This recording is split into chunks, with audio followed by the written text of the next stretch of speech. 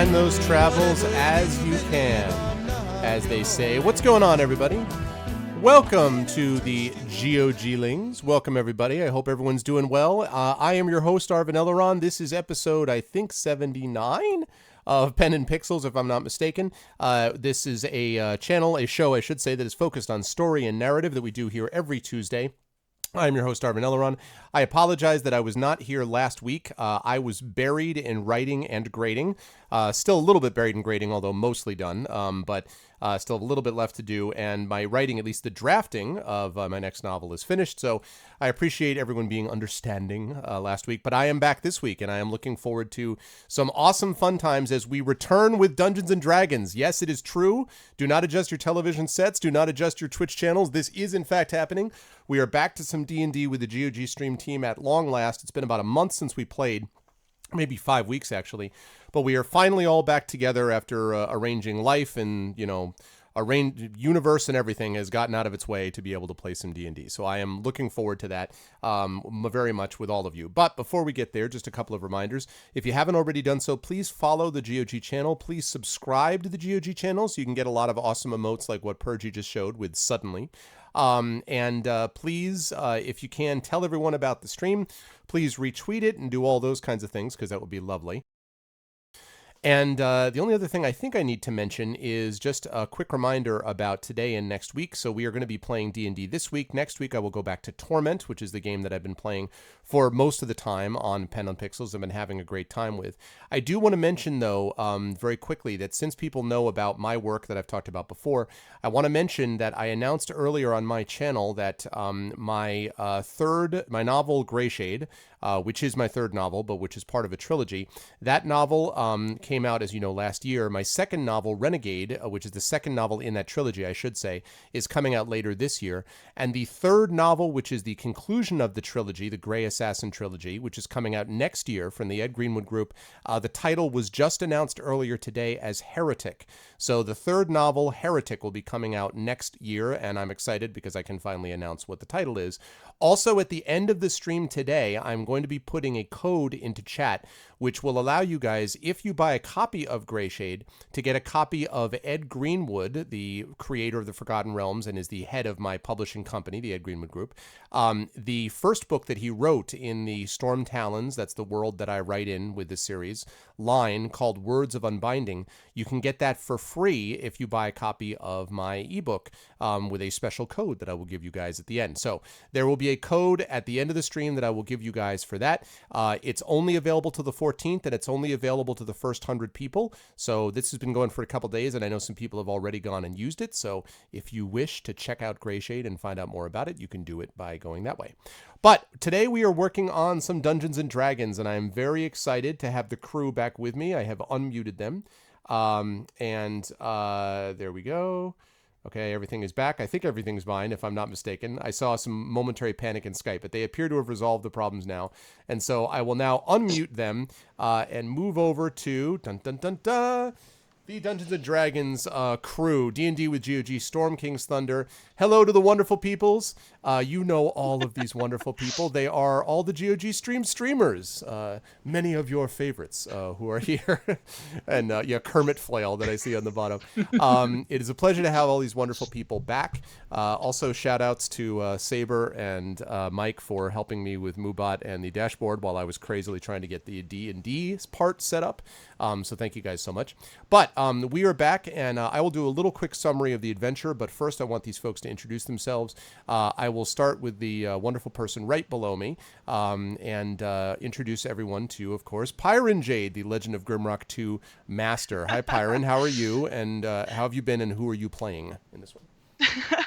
I'm fine, thanks you. It's a bit of an exhausting week because my little son is sick, but I'm really happy now to have some time out, and Ebenezer is taking care of the kids in case they wake up. And so tonight I'm coming back to being Greta Goldenfire, who's a dwarf and a cleric of Foltus.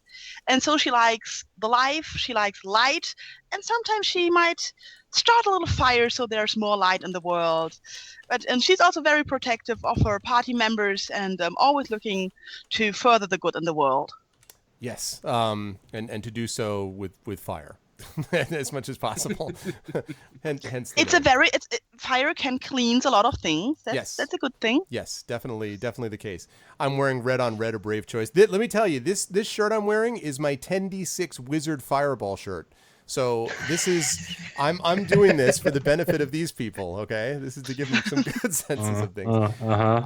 Wait. I'm just looking at camera right now. You're a red shirt tonight.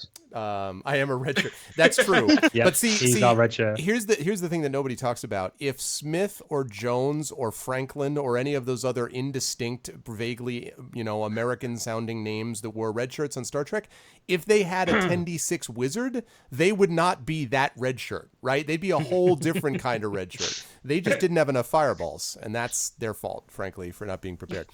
Does this make you a red wizard? One of the red wizards? At that point, I'd be like, oh, some sarcasm. 10d6 fireball is the way we'd look at it. But let me move down to, of course, the next wonderful member of this party, and that is, of course, our good friend Dark Saber, who has been playing a whole ton of cool games. I've actually lurked a bit on his channel, but Saber, tell us how have you been, sir? What have you been playing lately here or elsewhere, and then who are you playing in this game? It's great to be back, definitely. I've just been really busy playing lots of games. I've been on a bit of an old games kick lately, so I've been playing things like Wild Arms and Alundra and some other classic PlayStation games. Yeah. Wild Arms, the best soundtrack too. Oh my god, that soundtrack. It does. Oh yeah, yeah. Been playing SWAT 4 on Sunday here. Got back on track with that. There was, I may have had to execute my squad a couple of times for insubordination, but we got through it in the end. Great. That's how it works in America, right? Yeah, sure. Oh yeah, that's how you make America great, is by killing us off one at a time. Executions will continue until morale improves. Exactly. And then the morale went down, so I had to kill some more people, and I just don't think they understand how this works. That's exactly right. And who are you playing, sir, in this spectacular adventure today? I'll be stepping back to the shoes of Cell Sigmauer, Smart Arse, and General Bullet Sponge, apparently. I'm just a damage magnet, let's be honest. Halfling rogue extraordinaire. Yes. I'll save the day, help me, team! It is true. It is really true. You're a bullet sponge in the sense that wherever you go, you end up immediately attracting the attention of anyone who's there. I thought of you the other day because I was watching a stream of Player Unknown's Battlegrounds, or as they listed on Twitch, Player Unknown Battlegrounds in all capitals. But the person in question was hiding in a bush. And I immediately thought of you hiding in the bush, like while all these goblin army is like, "Hey, boss!" like yelling at the bush, like with you and nobody around you. You're like, "I'm trying to be stealthy." It was really funny.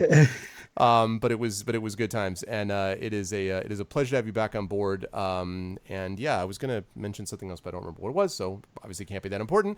And I will move on to the third and currently final, although that may change. We may have a fourth person at some point in the future, but it will not happen today. I'm not going to drop that surprise on you guys. Spoiler alert. But a third member of the party today, and that, of course, is being played by our good friend Mike, also known as Screaming Joypad, who is now also featured in a D&D campaign on my channel as the Warforged TikTok. But here, that's a whole different ball of wax. So, It's a great name. Can you tell all the wonderful peoples who you play here and what you've been doing when not on these here interwebs playing D&D?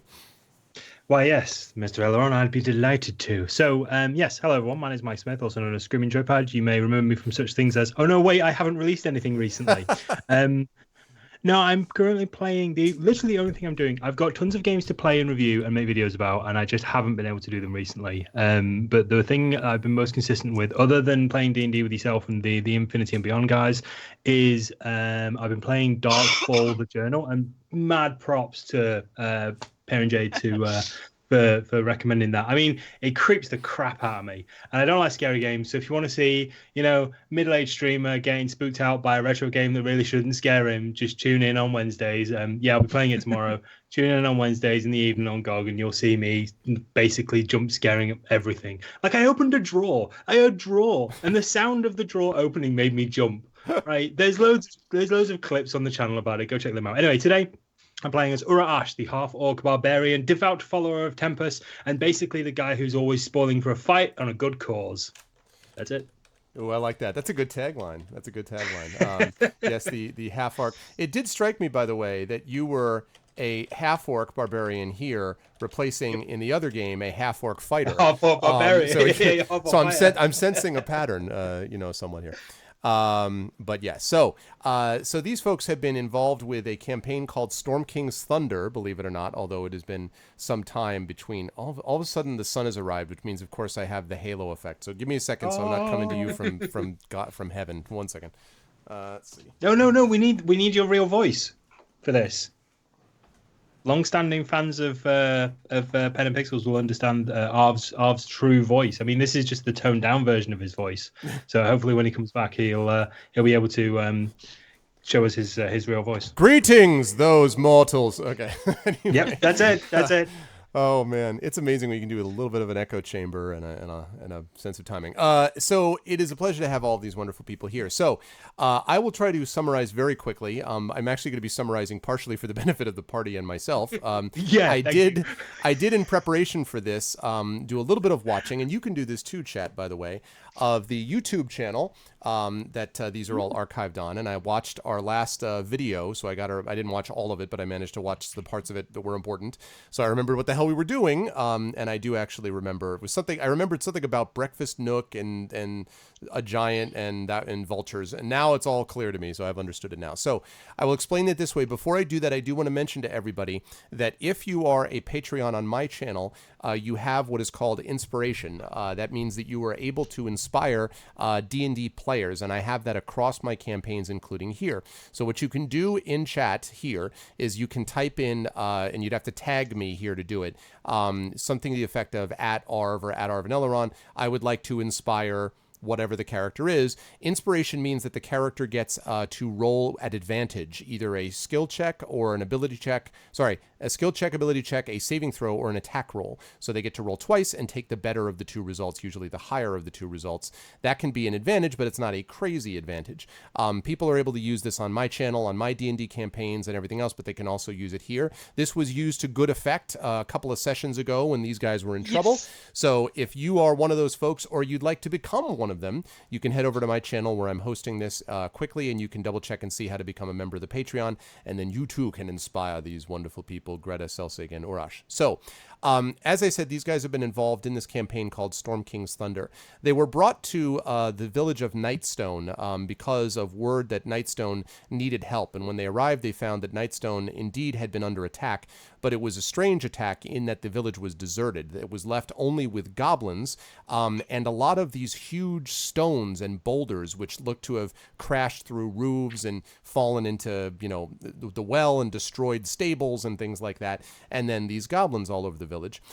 Following the tracks of the villagers, which clearly had fled the village, they ended up discovering this place known popularly as the Dripping Caves, where there was a set of, the goblins were there, including the goblin boss, and had basically kidnapped a bunch of the villagers and had kept them under guard because they were tired of being attacked all the time.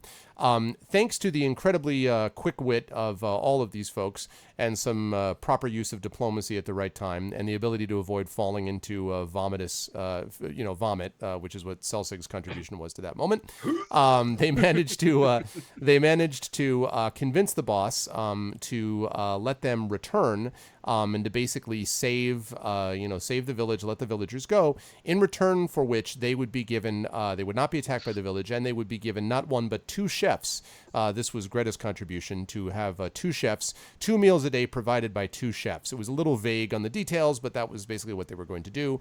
And they would have a new ambassador called Gleek, the hostage goblin, who was now going to be the ambassador between the goblins and the villagers.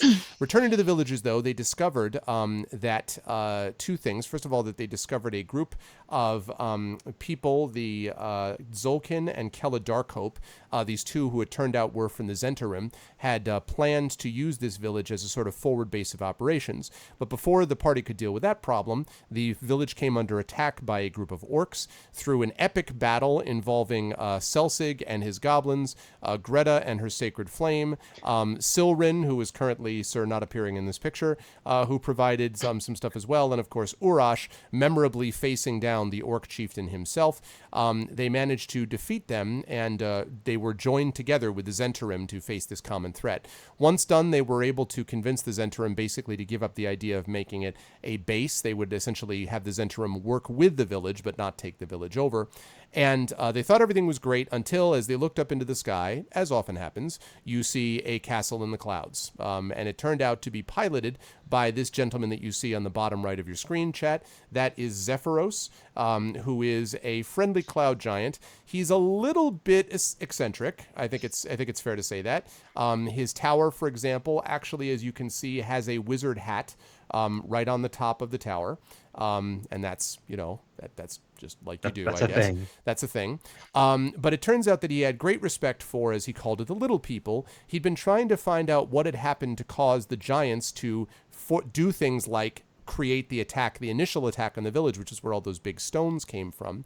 And he essentially befriended the party, which was a good thing, as the leader of the town, Morak, the dwarf, who was the leader of the Nightstone Inn, who's the barkeep, I should say, the owner of the Nightstone Inn, asked them to go to a town called Bryn Shander and find one of the relatives of one of the villagers who had been killed in these attacks, a woman named Samael Southwell. This also gave the party a chance to talk more with Zephyros and perhaps find out more about the large-scale problem with the giants and why they're suddenly wandering around and dropping rocks on random villages, which is not something that they usually do. And so they agreed to do this. After some difficulty with a rather high bed that was higher than Selsig was used to, they managed to figure out ways to get on to these things and managed to get some sleep. As the end of last session came, they... I'm sorry, I skipped one thing, the breakfast nook. Zephyros took them to a place which is basically a plateau that was on the top of this one area of the mountain and made them delicious breakfast. And they had a chance to chat with him about his belief about the giants. He told them that there were some dissension in the ranks, that the king of the giants actually had 3 daughters that had some disagreements with each other about how the place ought to be ruled, and also said that he thought it would take someone like the party, the outsiders, as he called them, the people who were the small people, to be able to resolve this, because clearly the giants couldn't do it on their own. So the party, sort of taking all this in, ended up getting back in the castle. And then at the end of last session, there were these 9 figures on these large birds of some kind. It's not clear when the session ended what sort of creatures these were, but they were all cloaked with these dark cloaks riding these birds. And one of them pointed directly at the glass of the front of this wizard's tower that's moving forward, Zephyros' tower. And that was where we ended the session last time. So I apologize for that, but I went as fast as I could to try to explain things in a 5-week gap. So that is the deal with that. So as I now hand things back over to the players, I will tell them that you do have a chance to react as you see these 9 creatures circling and now heading towards the tower. I should say it doesn't look like an attack yet. It looks, however, like very much we're going to that tower now, is what it looks like. And so now I leave it up to you guys. I will shout, incoming! I'll sort of look at Zephyros and go, were you expecting visitors?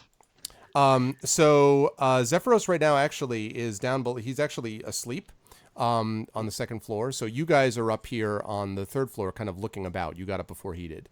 And so he's not there at the moment. Okay. Okay, can we shout him awake? You can try. Is there a way? Zephyros! Sephiroth, and wake up! Sephiroth, and it echoes Sephiros, Rose. And the griffins. You may remember that there's 4 griffins up here: Beaky, Wingding, Claws, and Squawker. So the 4 of them are all sort of shocked as they look at you. And they seem a little restless. You notice the 4 of them. They're not like they're going to attack anything, but they look a little restless. Although of course they're always looking very quizzically at Selsig in particular. They always seem very interested in him. Anything we can make noise with? Anything in the area? Well, the top of that floor you can sort of see for yourself doesn't have a whole lot.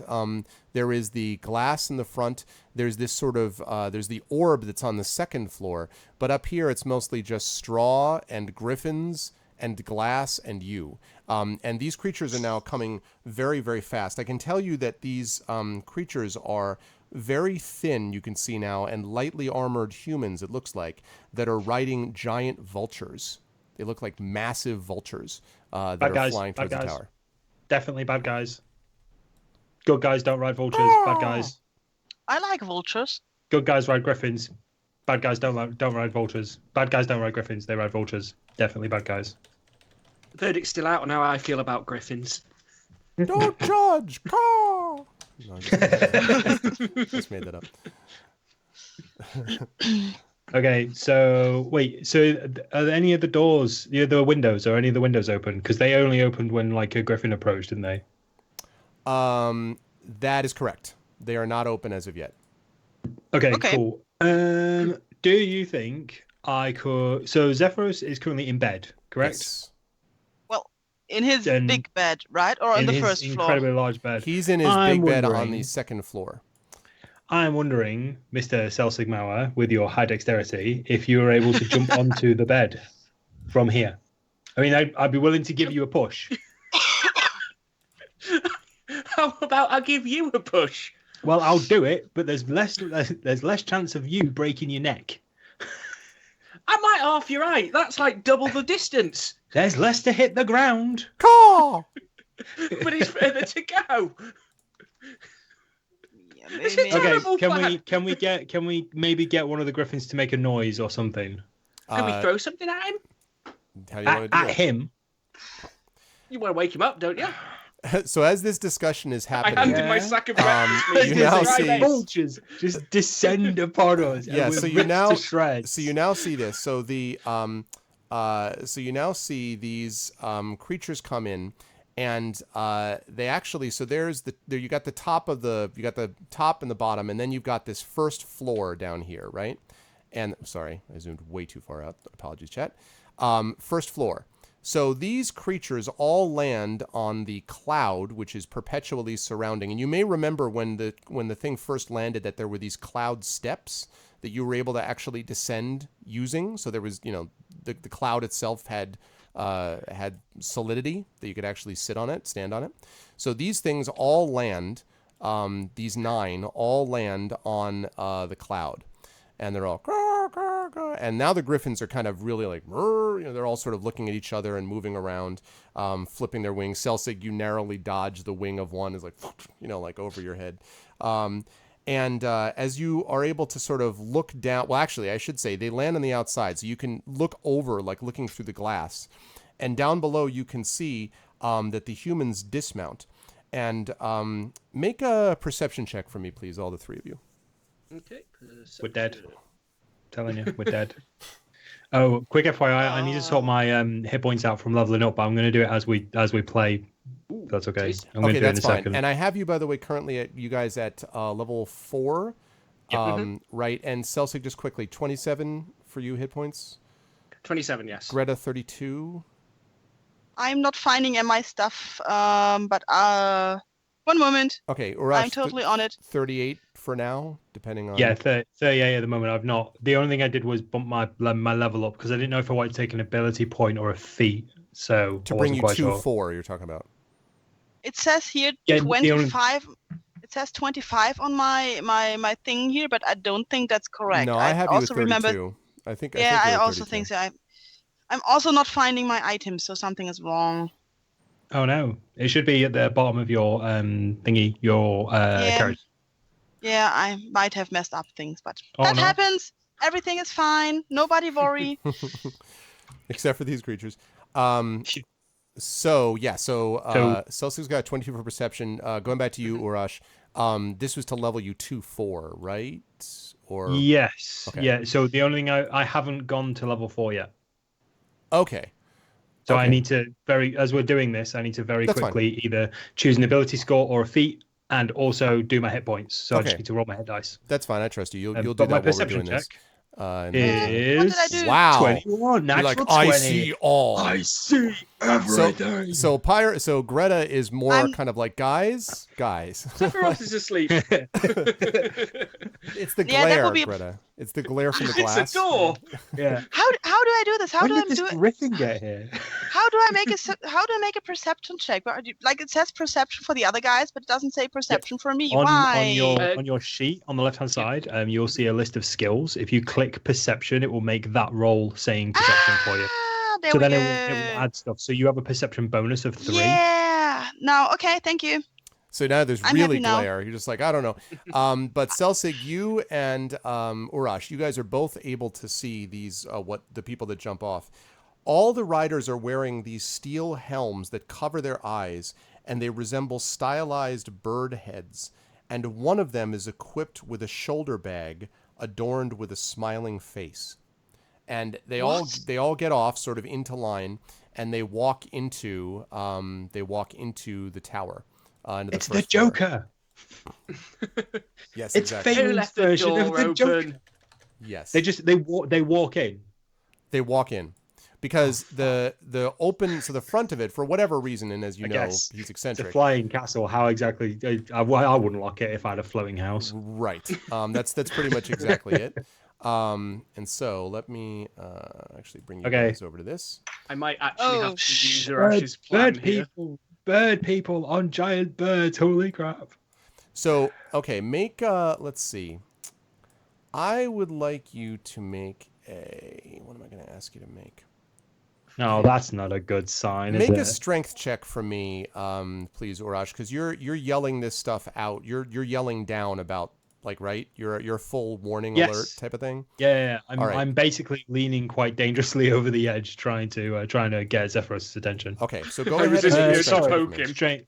Strength check or saving throw. Strength check. Oh god, that was awful. You're like, like it's not. You're doing one of those instead of it's the death metal Saber will appreciate this. It's the death metal type of thing as opposed to hello. So I look at Celsig. Celsig, back then in the cave, you made this trick with your voice, where your voice appeared from somewhere else, or where a dragon was roaring. Can't you somehow wake up Zephyros? Yes. Do the thing. Yes, Do the dragon. I'm going to cast my cantrip, Minor Illusion. That's it. I don't know if that was it, but do that anyway. okay. Whisper to a scream like someone else's voice. So at the volume of the loudest thing I can make, I'm just gonna go, wake up! Okay. And I'm gonna try and cast it as close to his head as I can. Okay. All right. So you do that, and I don't believe there's any throw that's required for that. So you do that, and you see both you and I assuming all of you are looking down at the bed, but if not, then just Urash and Celsig see him oh yeah, oh yes, oh my goodness. You could have told me if you wanted more omelets. I would have been happy to provide it for you. There's no need to yell. What? So he's looking up at you guys. Why have you woken me? I cast Minor Illusion again so that he can hear without me having to raise my voice too loud. Someone's just come in through your front door. They flew up on vultures. Oh, what really? do we do? How fascinating. Perhaps they are here to discuss the finer points of flight. Here, come with me. And he stands up. Sorry. He stands up on the bed. Mom's real voice. Oh. And he continues to speak. He stands up from the bed and he lifts his hand. And you guys are familiar with this now. That he's sort of lifted you up and down this route. So he's kind of pulls out his hand. And as his hand goes above the couple of the griffins are going, he says, "Oh, that's all right, Wing Ding. You be quiet. I'm sure they're fine. They're just wearing dark cloaks and with mysterious masks. This is a standard thing we discover all the time. The little people have strange ways. That doesn't make them worse. It's just different." And he puts the hand up for you guys. Okay, I'll jump on. Okay. The rest of you Me too. Follow suit? Okay. Celsig, you too? All right. So he lowers you down, and then he, descends, into the first floor, onto the first floor, and taking the Zephyros elevator here. You guys can move your characters from where you are up there down to this first floor level, if you see where I am. Yep. Okay. And you notice that as you get down there, Holy these crap, guys, there's loads of... Yep, there's 9 of them, one for each of the vultures, and they all have taken up positions basically around, surrounding Zephyros, who looks completely unconcerned as he gets down there. and two of them step forward. One of them race. holding the bag, the bag with a smiling face that I mentioned, and one of them does that, and then one of them is on the other side, and you sort of lower, and both of these guys in the sort of the masks and cloaks look at you curiously, and then they say, "Mighty giant," one of them says. And Zephyros looks around, like he looks back at you guys, and then he's like, "Oh, yeah, yes. I suppose that's me. Yes, what may I do for you? Spectacular conveyances you have there. Those vultures. Do they require a lot of food?" And there's just dead silence. Like they just sort of stare at him for a minute, and then they're like, "Yes, mighty giant." You get the impression he's been gearing up for this a while. "It is our job to bring back to this world one of the great leaders. We speak on behalf," and he looks around sort of at all of the group looking at him silently. "We seek to bring back Yon-Si Bin." Now, when he says Yon-Si Bin, you see Zephyros's face, kind of like his usual smiling, beatific, kind of gets serious for a minute. Sort of like, not angry exactly, but sort of as if someone has just said a name that surprised him, this name Yon-Si Bin. And he's sort of staring around, looking at them, and he says, as he looks down at them, "What exactly would you have to convey from him?" And they look back up at him and they say, "You recognize that you, as a giant, are the ones who should take over this world. You should be the generals and the lieutenants. We have seen the signs. We know that the giants will take their rightful place as leaders of this world. And we believe that Yon-Si Bin himself will look to you and giants like you as his lieutenants and his generals. We wish you to join us." And Zephyros kind of looks down at them and says, "Join you? What exactly do you mean?" And they say, as they're sort of speaking, and they say, "We bring you the ability to bring back Yon-Si Bin, to return the world to its primordial state, as it was at the dawn of its history." And all of the guys that are not speaking nod and look at each other, like return to the dawn of history, you know. And he says, "I am prepared to provide you a gift as a token of the great Yon-Si Bin's appreciation of your support." And he opens the bag that has the smiling face on it, and he pulls out this smaller little bag that looks like a leather pouch, and he holds it up to Zephyros. And Zephyros looks down and says, "What exactly is this?" And the one looks at him and says, "It is a gift, of course, from our Lord. It is a kind of magical dust that may be of value to you as you prepare to take your place at the front of Yon-Si Bin's legions." And he kind of looks around, and then Zephyros says, "Excuse me just a moment," and then turns. And so the guys here are just kind of staring as he turns around. And he, apparently in attempt to whisper, says, "I would attempt to consult with you, my friends." And it goes, "Friends, friends, friends," like echoes around the room, you know. And all of them look at each other. The vultures outside kind of stir their, move their wings. And he says, "Would you be willing to speak to me for just a moment? Moment. Yes. But Yes. we may want to do this somewhere quieter, though. Yeah, maybe we could go up to the rookery.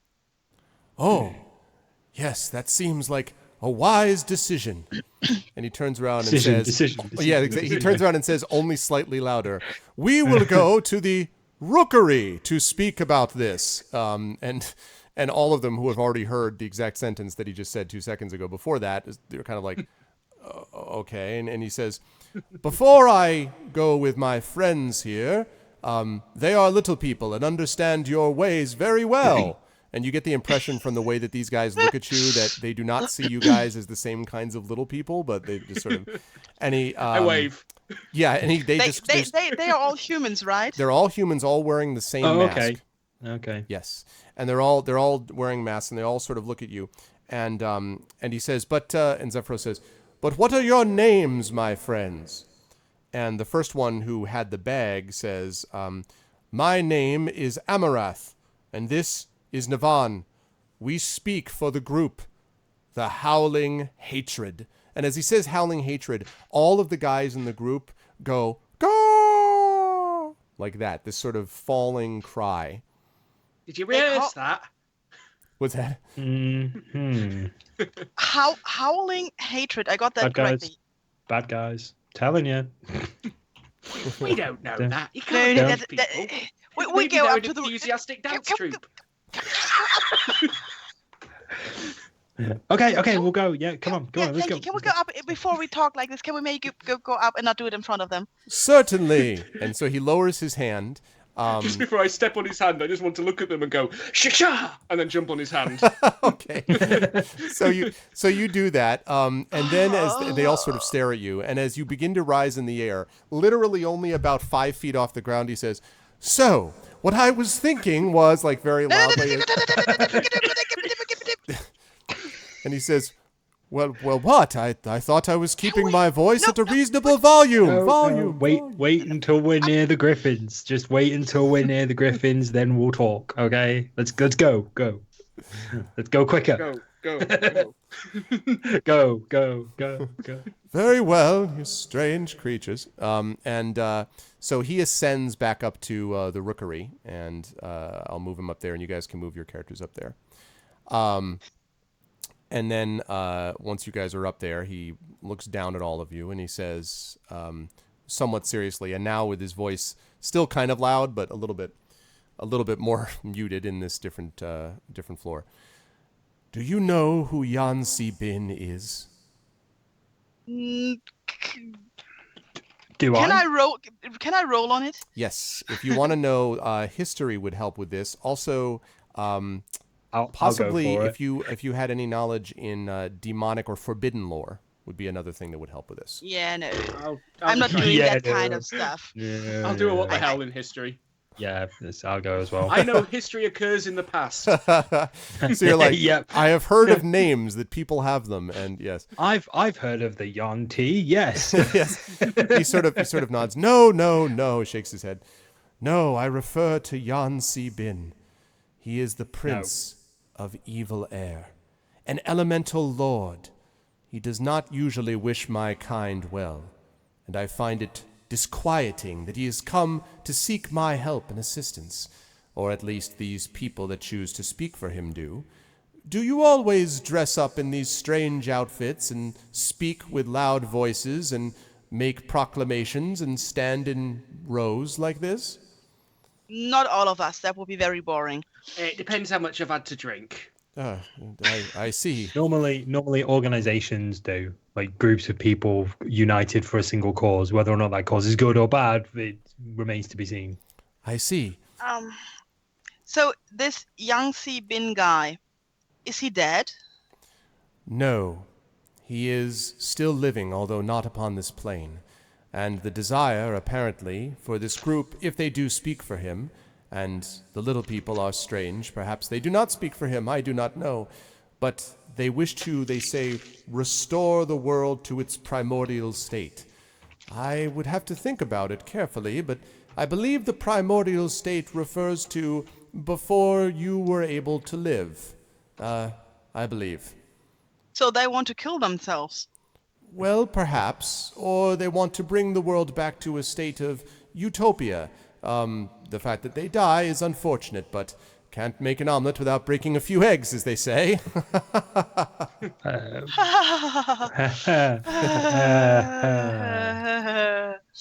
Yeah. It's a little unfortunate when the few eggs might be most of humanity. This... Well, I suppose. This Yangtze Bin guy seems to have this follower called the Howling Hatred, and they want to bring him back from another plane and return the Earth to primordial stage, and they want you to help them. Did I summarize it correctly? That sounds about right. What do you think? I say no. Nope, nope, absolutely not. I oppose this plan because I really like to live. And what was it? He was the master of farts or something. So it's not. The master of what? What was his title? Prince of Evil Air. I said that, and so I don't think that does not sound like a good thing. But we need to do this in a polite way, maybe, because I also think it would be bad to have this group of people opposing us. I see. So you are concerned about the end of your own existence, then? Yes, always. He looks slightly disappointed, like not at you, but he's kind of like, oh, like it seemed like kind of a fun thing, and then he's like, oh.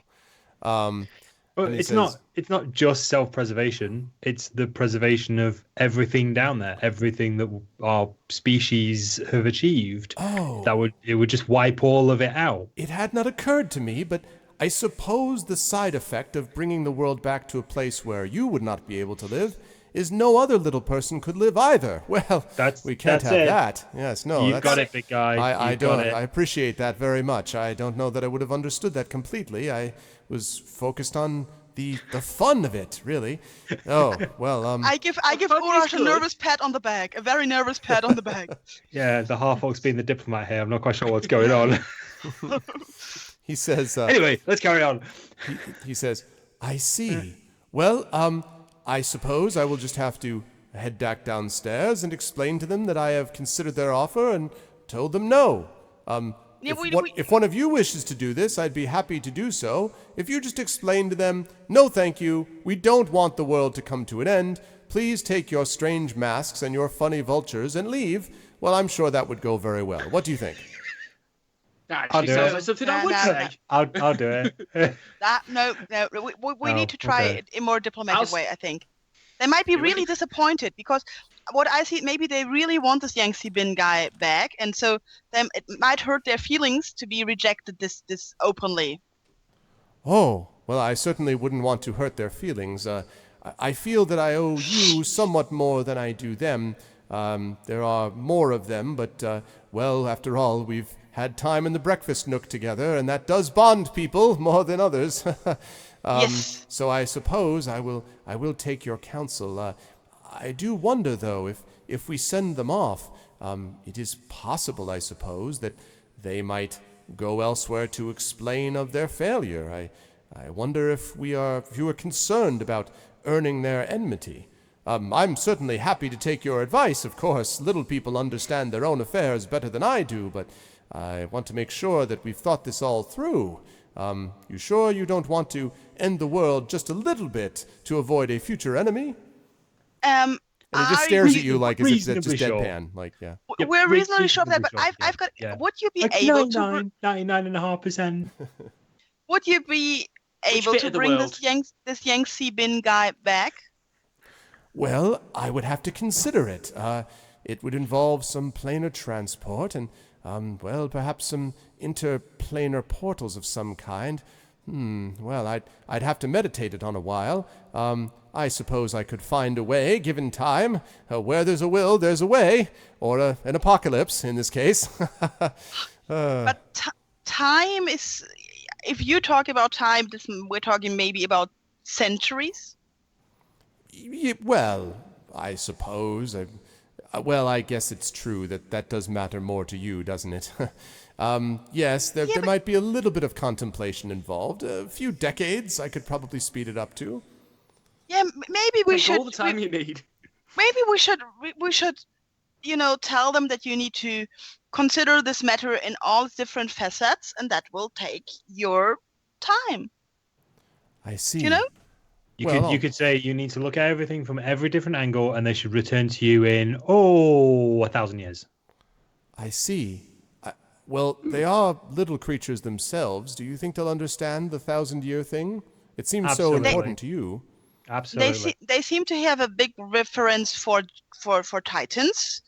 So you seem to be like an idol to them. So I think they should gosh damn it, follow your orders.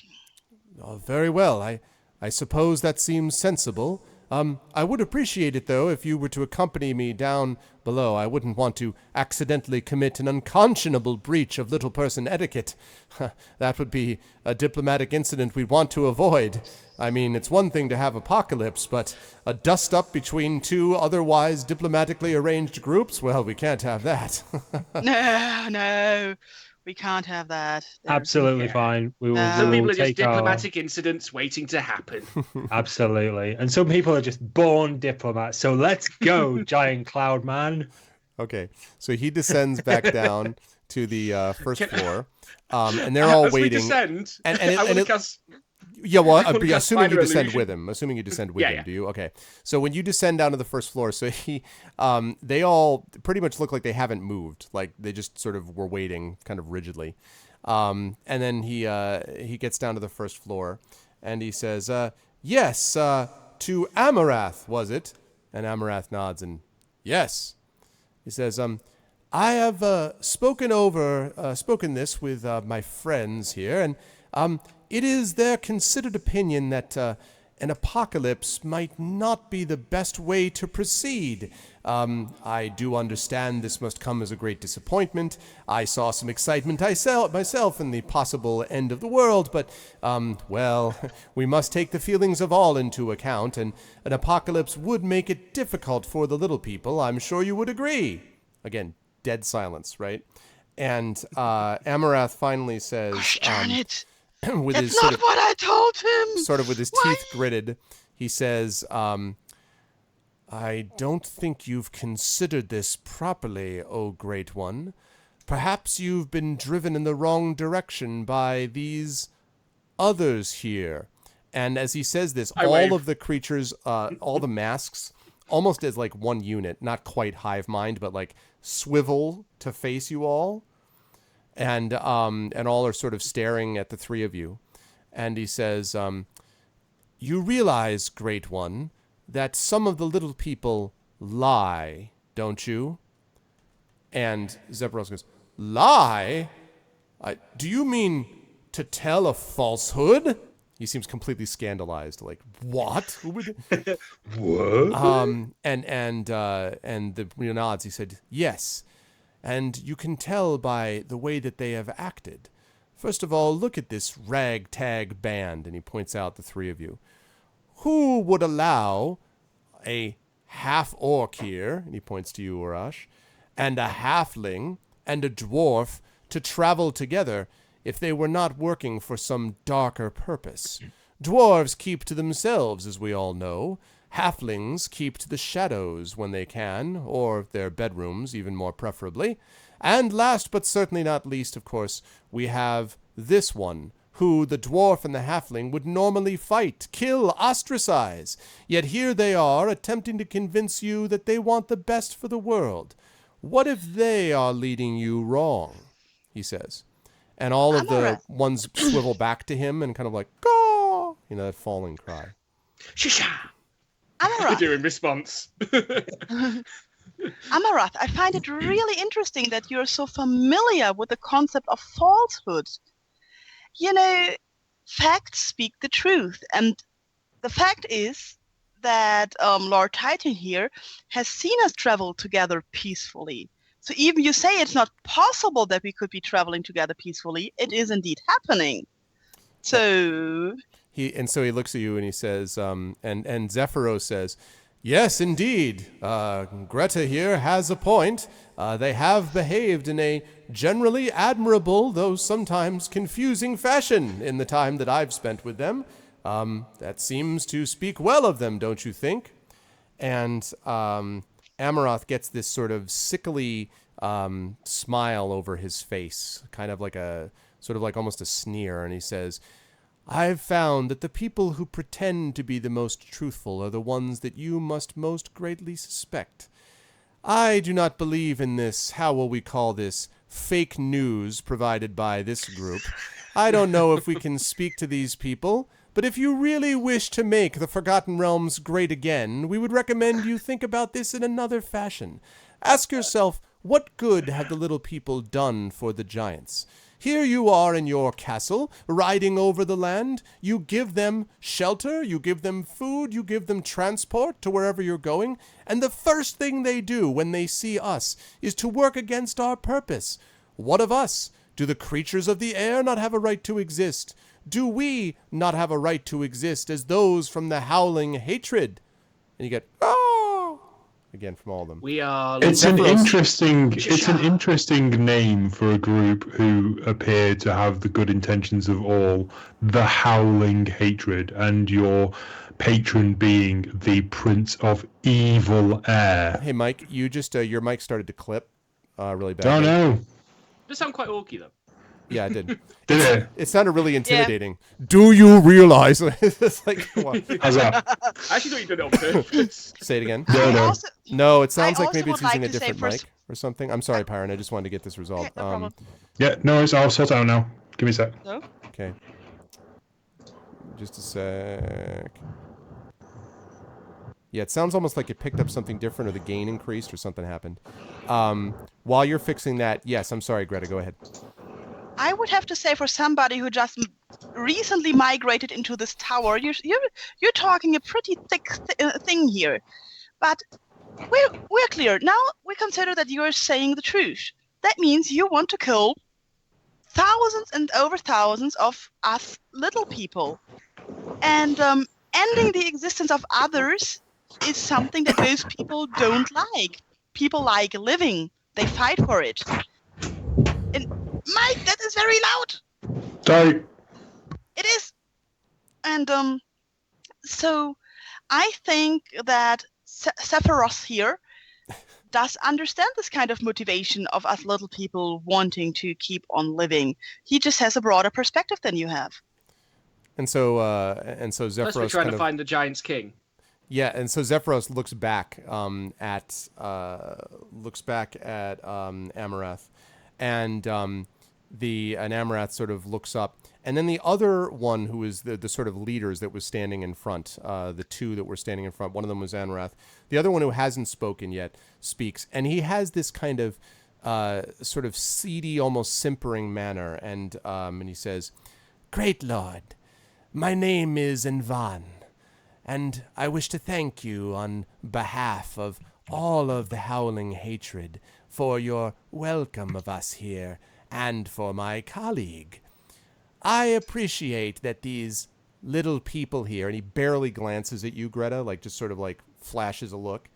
"I appreciate that these may have some curiosity for you, my lord, but I'd like you to think about something else. What exactly do these people offer you in the ways of support for your," and he looks around the room, "research? Right now I see one dwarf, one halfling, and a half-orc, who seem to spend most of their time yelling at you, and meanwhile this other one keeps going ha-cha in the background. Is there anything that we can understand that is helping them, helping you from these creatures? We, on the other hand, offer many things. Eyes in the air, rewards that my colleague has already suggested to you. I don't understand why you wouldn't consider it in this way, rather than focusing on these insignificant," and he waves a hand at you, Greta, "details." Why are you so hurried with the apocalypse? I mean, there's always time for the apocalypse. Why can't you wait a few thousand years? And he says, "We have waited for 1,000 years already. In fact, we have waited for many thousands, and the time has come. We see the signs, and the signs tell us that the return of the Prince of Evil Air is imminent. With his arrival, many things will change, and perhaps those of you, even the little people," and he then allows his eyes to wander over the three of you, "may be spared when the prince returns, if he can tell who his servants are." So Zephyros has been listening to all of this with great interest, and sort of listening back and forth. And then he turns to you, Selsig, and he says, "I would question, of the littlest people here, you are certainly the littlest. I don't, of course, mean any offense by that, my friend. I'm curious about your feelings. I understand that Greta and Urash here seem to be opposed to death. This is an interesting and reasonable argument, I suppose, to be had, but I would be curious about you as a character, you as a person. What is your feelings about life versus death?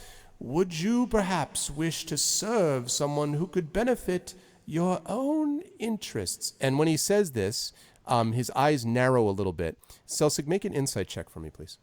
Okay, insight. Oh god. Hang on. Where are we? Oh. Insight. It's here somewhere. There we go.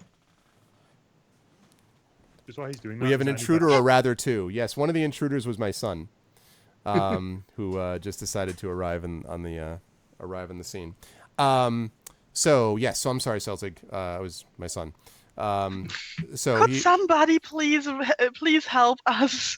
That's not a good inside roll there. Okay, so right, insight. The asking for the inspiration, yes. Technically, this is to be done before the roll, but I'll allow that. If you want to inspire, if one of you has an inspiration available, and this is coming from my channel, if you guys have inspirations available, you could inspire Celsig to make a second roll on that inside check and take the higher result if you wish. I will give you a moment, subtly taking this moment to text my sushi order to my mother-in-law, which is what they were just asking me about. So let's see. Just while that's happening, how's my mic volume? I'm kind of disappointed that Greta does not have faith in me to pull out a really nice speech like her. Do you not trust me? I don't think this is about a really nice speech. I think this is about reading him right in this moment. Let's see. Sharon, no, got nothing? Okay. So, yeah, you're not sure why he narrows his eyes exactly at that moment. It does seem like he's trying to get a sense of your motivations, maybe. But it's not clear why he did that, Celsig. But he definitely is looking at you very intently. When I joined this group, I was a crook. I lied, I cheated, I steal. I still do from time to time because I enjoy it and it's fun. But as I've travelled with these people, I've come to believe there is something better. That I can work towards a greater good and make the lives of the many better at my own personal sacrifice and great personal risk. I've been stabbed, shot with arrows, bitten, poisoned, and I don't have much to show for it. But I know that through my actions, people have lived well. And to see them all snuffed out on the behest of some duplicitous dancing troupe who would call us liars and dishonest and peddlers of fake news. Sha! As you say that, you start to hear kind of a low, like some, disquiet among the masked figures. And Zephyros looks at you and then nods, and he turns and he says to Envan, "Mr. Envan, is it?" And Envan says, "Yes, great lord." And Zephyros says, "I am quite impressed by your argument. I find what you say to have great merit." And all the cultists look at each other, all the masked guys look at each other and nod, and you can hear the outside the vultures, and he sort of looks around. And then Zephyros' voice lowers, and Envan's got this big grin on his face, and Zephyros lowers his voice and says, "Has great merit if I wish to bring back a force of evil to this plane that would enslave me and all others underneath its thumb. Do you think, little one, I have forgotten those days? I remember the existence of the Prince of Evil Air, and I remember the lies that he told then. They sound no more sweet now than they did a millennium ago. And I promise you that this creature here," and he points back to you, Celsig, and all of the heads are like looking back to you for a second, Celsig. "This creature here and his friends," and points to Greta and then points to Urash, "have demonstrated more integrity than you. So no, Envan, I would recommend that you, and you, Amarath, return to your lord and explain to him that my job is to bring the peoples together, not to serve as the lackey of a prince who would see me lick his boot. I may be old, but I have not forgotten my memory yet. You may depart my castle now. Now, you have never heard Zephyros talk like that, and when he says that, there is this feeling, you hear this like, and as you look to the left, you see almost like dry ice, clouds of ice billowing up the walls of the room, right where he says that. And you hear this, the vultures outside, this guy, and Vaughn's grin like goes from, just drops off his face like he staggers back. And he kind of points up at him and then looks at Amaranth and says, "You are a fool. Do you think you will stop us with this foolishness?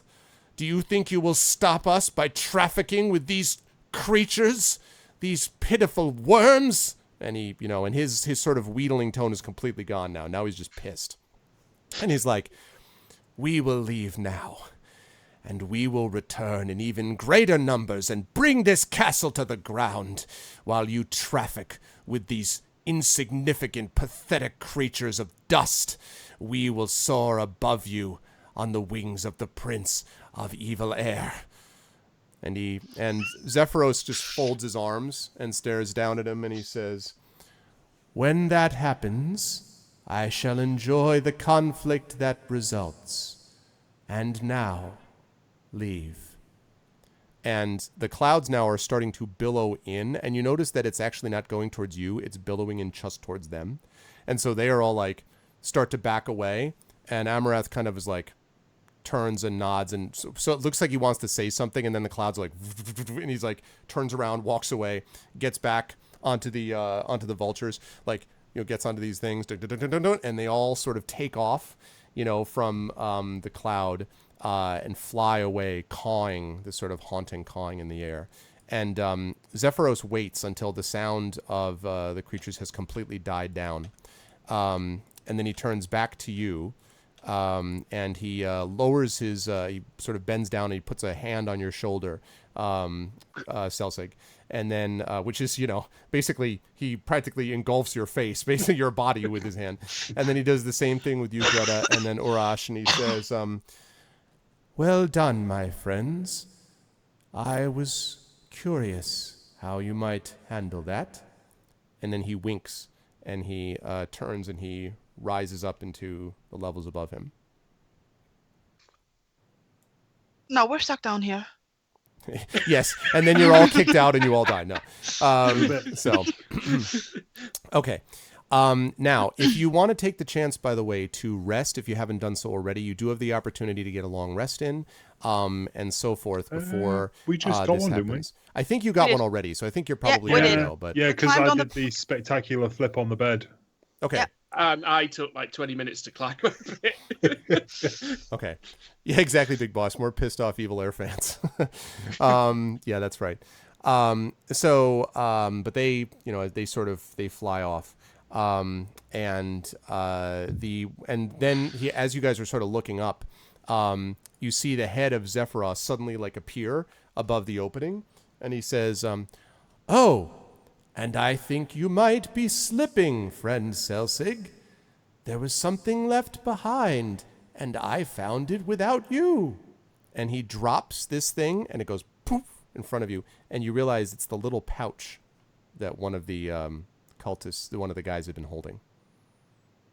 Oh, okay, I'll pick it up. Cool. Okay. Does it have had magic dust, wasn't it? That's what they said. Okay, pouch of... Just It might be anthrax. oh god. Vulture-based chemical weapon. Does Zephyros know what it is? Can we identify it, any of us? Well, Does you Zephyros know what it is? You can ask him if you like. He's still, if you want to yell up to him. What is it? And he looks back over and he says, "Oh, that? Oh, it's pixie dust. Strange stuff, but it can have some interesting consequences. Have fun, but please try not to blow up the first floor of my home. I was in the middle of a nap, and I'd like to get a little more of my beauty sleep. You know, we're not too far away from Bryn Shander. Oh, that's where we were going. Yep. Yes. Bryn Shander was the place that you were going to talk to to tell them about the loss of one of the villagers, Samael. So what you know about pixie dust that he describes it with, or after sort of thinking about it, is it has a few different effects. First of all, a pinch of this, a pouch has 10 pinches of this pixie dust. And the pouch can do the following things.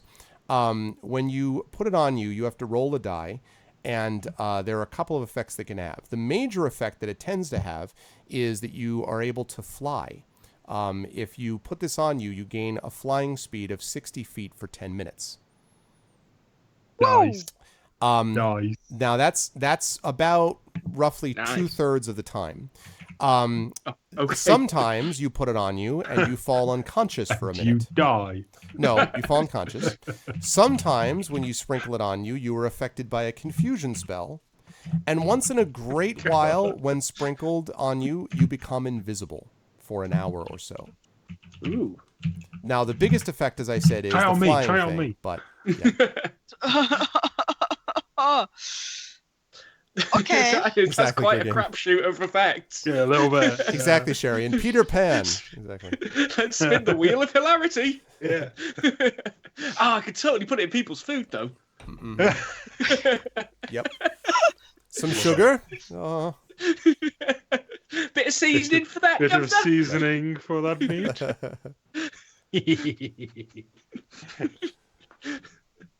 Yes, so you guys All have right, that. all right, cool. Who wants to hold on to it?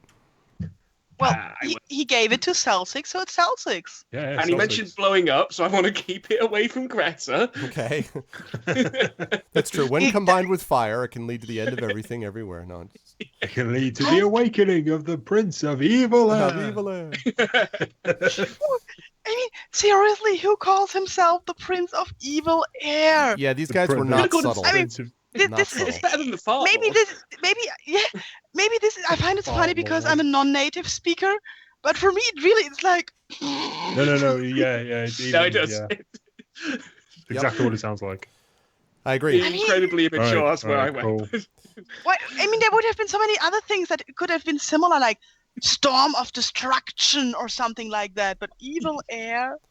I know. Well, see, you know what happened was it was the name that was least hated by everybody, right? That's the problem. It was a corporate decision. You know what I mean? They all get together and they're like this or this. They're like, well, how about this one? And they don't all hate it They're just that like, much. "Oh, So Prince of Evil Air," and everyone's like, His own focus tested very well. yeah, no, I mean it's The very guy- the kids love it. The guy who likes the apocalypse Yeah. and likes to oppress people made a corporate decision on his name. Well, And- his and friends did. Let me guess. Afterwards, he liked the apocalypse and wanted to oppress people. Maybe that's like how it happened. Well, listen, if Azia, if you just put some dust on Totally Not Lost, then you gotta roll a die to see what happens. I think you can do that with the chat, right? Doesn't Yeah. Mubot allow you to No. roll? So you could I just don't roll. think we have D20. Yeah, I don't just, think we have it. it's a D100. So if you could roll a D100, roll a D100, like maybe roll one. I think it's roll 100, right? It's exclamation point roll space 100. That's my bot. I don't know if Mubot does that. I don't think we have that. I can Sorry, see. no. I'll. Maybe. Nope. No. Fun Maybe shack not, commands? Maybe No, not. it's But those. you can tell me totally if you roll 100. Okay. If you roll 100, just tell me what you get Or, totally. you know, if chat you're members curious. could just start picking numbers at random, and then we could write down what these things do. What these things actually do, yeah. Yeah. I'll just go through all Go of on, them. Yeah. chat. Yeah, guinea No, I pig. won't do that. So Um, theoretically, if we were to roll a 1, what would that I rolled do? a 61. Okay, So what does that There we go. mean? What does that mean? Two. Yeah, we're not going to do all yeah. that.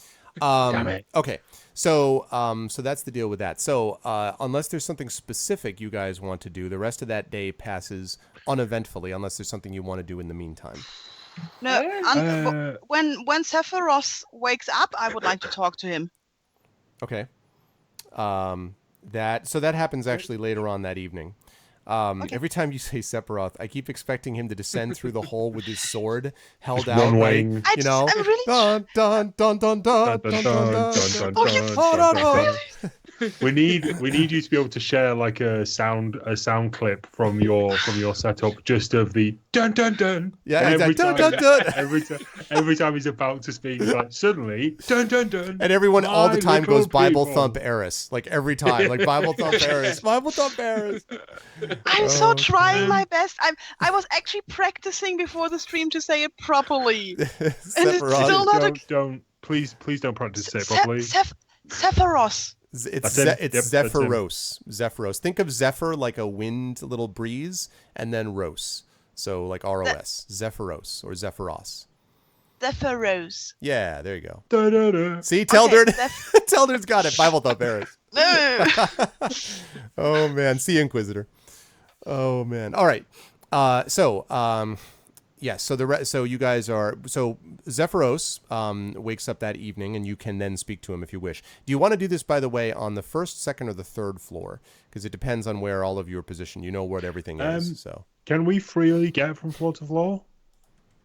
No. Not So we're just not like exactly, but We're on the ground floor at the moment, aren't we? Right. But more or less, he can bring you up without too much difficulty. So essentially, you can go wherever you want. Although, if there's a spot you want to be before he takes his nap, that might be a good idea. But for the most part, Okay. Could I be on the floor with the orb? sure. Go ahead and move yourself up there. Cool. I want to have a look at the orb, and also there's like a table that I didn't look at. Well, it looks a little bit smaller than a table. Okay. Yes. So let me tell you a little bit about that.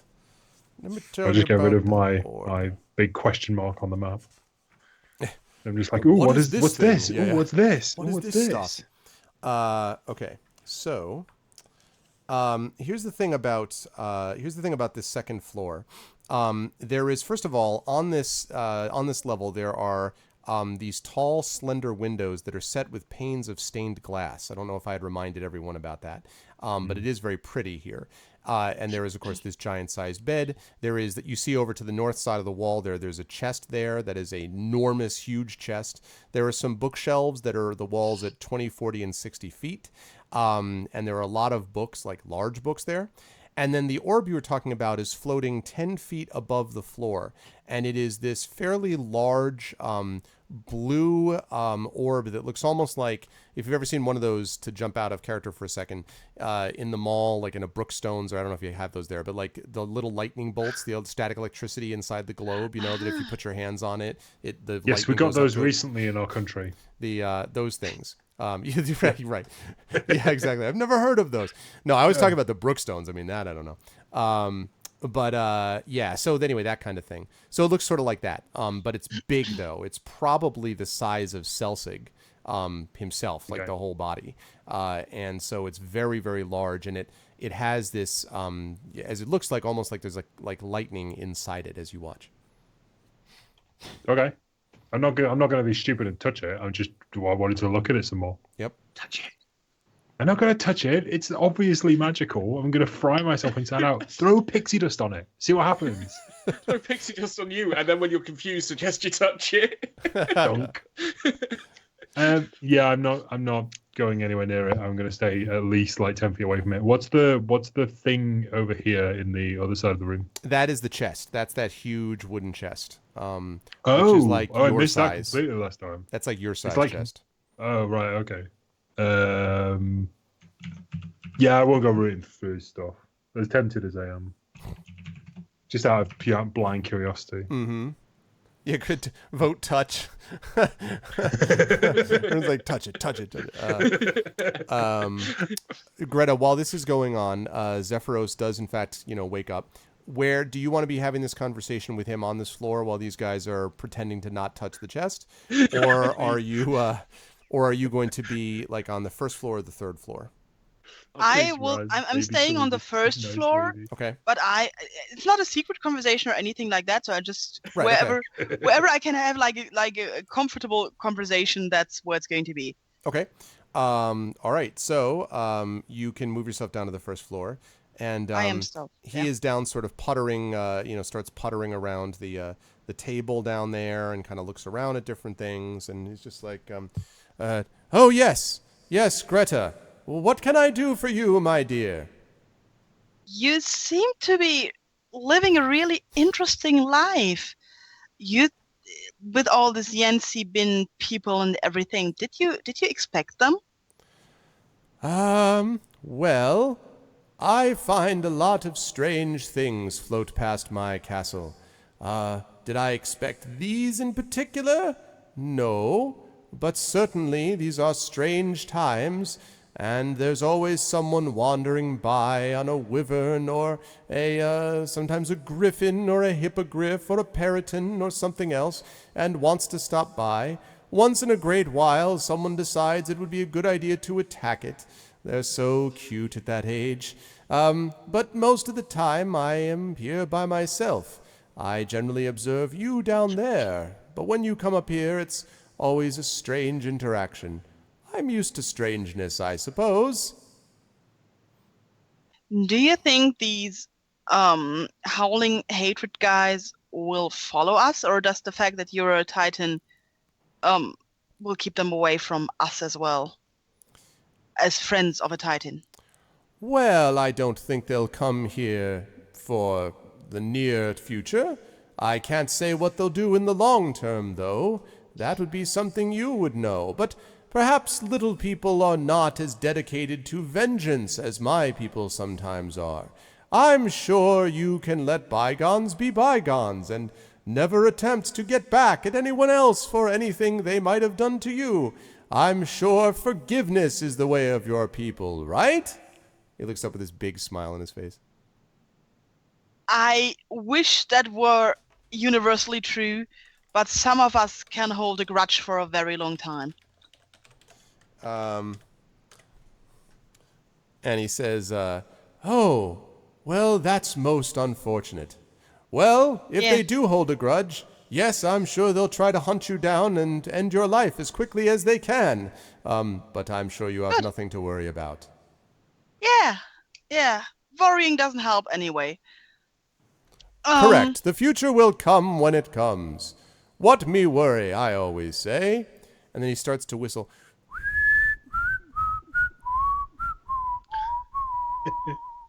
And I have a sudden vision of many, many people being crucified. And he's whistling very happily as he putters around. The whistle, of course, is, like echoing all the way up. You guys on the second floor hear this whistling drifting up, from the bottom floor. Did I just hear Celsic screaming, "Wah, bad touch" from the second floor? No, we're RPing at the moment. Don't worry. Oh yeah, it's a Creta would have heard me go. Do you think they're all right up there? Yes, I think they are all right up there. They like each other. It's okay. When you say like, no, do you mean it's a beautiful romance? Describe what you mean. All right. Okay, so he says, he's my pocket-sized lover. He looks. I mean, really, there's just no need. So he looks at you and says, "We're not even after dark yet, guys." He looks at you and says, if we do that, can we please switch the stream to Major before, so we don't get into trouble? So we know. Well, wait. Wait a minute. Who's actually gonna? Is Outstar going to discipline us for inappropriate comments? I want to be clear. I'm sure about this. No, Outstar would not do that. Yeah, no, I was just gonna say Outstar. No way. No effing way. Okay. Certainly our former colleague Chrono Wolf would not do that. Okay, so he looks down at you, Greta, and he says, "But you seem troubled, my dear. Don't worry about them. Tomorrow we'll be at Bryn Shander. I'll drop you off, and I'll continue on my quest, and you will continue on yours to bring the little and the big people together. Why be concerned?" It's not being concerned. It's more like collecting as much information as possible as you do. It's, if there's somebody might be opposing our quest, I'd just like to know that. It's kind of information I'm filing away, and that's a good thing. But yeah, we will look for the 3 daughters of Hexacon tomorrow, right? He says, "I believe that would be the long-term plan, yes, although I don't know if you'll find them at Bryn Shander. It will take you some time to do, but those are the 3 daughters that must be convinced. Whether you can is another matter entirely. But you We seem will see. convincing. Thank you. These 3 daughters, what do you know what they think about Yan Si-bin? It would depend. I would suspect that at least one of the daughters, perhaps, might not like the presence of the Prince of Evil Air. The others might think of him as useful if it served their purposes, I suppose. And he kind of gets serious and he says, then that is what happens when you substitute your own interests for that of all others, as we have seen before. His voice kind of drifts off. Make an insight check for me, please, Greta. Is it rolling? It's rolling. It's working. Yeah. Yeah. I've got +5 on insight. Have a look at that. Having a big old 9. Yeah, he's like, you don't know. It seemed like he's a little sad, maybe. I mean, it seemed like when he talked about that as if there was something. You don't really know what it's about, though. I mean, he just seemed a little bit sad. I will try to emphatically pet his ankle. Okay. He says, "Oh, thank you, my dear, but you mustn't worry about me. You must concern yourself with you and your friends. Tell me, do you think that both of your friends will they be able to work together? It seems that there is sometimes some doubts among the 3 of you about whether or not all of you will work together at the proper time." Teamwork is difficult, and I think all 3 of us still have to learn a lot about it, and we will make mistakes, but we will learn and we will improve. I'm 100% sure of that, and Foltos will guide us with his light. And he says, "I appreciate your confidence. The little ones always have wonderful stores of confidence. It makes up for how many times the confidence is misplaced." And he turns around, like, clearly not getting what he just said, sort of like, yeah, like turning around and being like, all right. And then doing work. Yes, teamwork makes the dream work. Exactly, totally not lost. Also, congratulations, Leonhardt, to Portugal. Congratulations. That's great. Okay. So he does all of that. You have anything else you want to talk to him about, Greta? No, I would just... Well, thank you, Severus. This is really... It's really an interesting journey, and I appreciate you taking the time with us. It is my pleasure. You have provided me great amounts of entertainment and knowledge and information. Now that I know what the model of each of your races is, I know how best to deal with you. Each of you is the clearest and most pure representative. I now know what most halflings must be like from dealing with Selsig. And I know a great deal about the way half-orcs live in the world by the powers of Urash. They must be honorable people and strong and dedicated to each other, and not in any way concerned with their own interests above all others. And you, why, I heard rumors that dwarves were interested in other things besides the affairs of others, but as you have proven to me, dwarves are all thoughtful and interesting and have an obsession with fire. This is extremely useful to me for my future study. And you can see that, Greta, that he's got a book open on the table now that he opens, and he's scribbling in it, and he holds it up and holds it to you, and you can see that he's got columns on the book, and one of the columns has dwarves, and then there's halflings, and then there's half-orcs, and he's got a listing of what it looks like characteristics. So under dwarf, he's got likes fire, is somewhat concerned about others, appreciates omelets, sort of marks down there, and has the same thing for each one of them. Under halflings, steal lots of things, seem rather charming even while doing it, that kind of stuff. And under half-orc, honorable, likes to ride griffins while almost dead, stuff like that, like characteristics of half-orcs. So, yeah. I would like you to consider that maybe we little people are as diverse as you Titans are. I mean, you are quite different from the Lord of Bad Air. and he says somewhere a voice goes, evil air. No, he says, it's not bad. No. He says, It is a bad oh name. God, And we should not have. Oh, I totally want that just as like a ringtone, just like bah, bah, bah, you know. I'll get it. I'll do it for you. I'll do it. That'll be pretty awesome, done. dude. So he, but yeah, so he sort of says, he looks at you and he says, "Well, yes, that's true.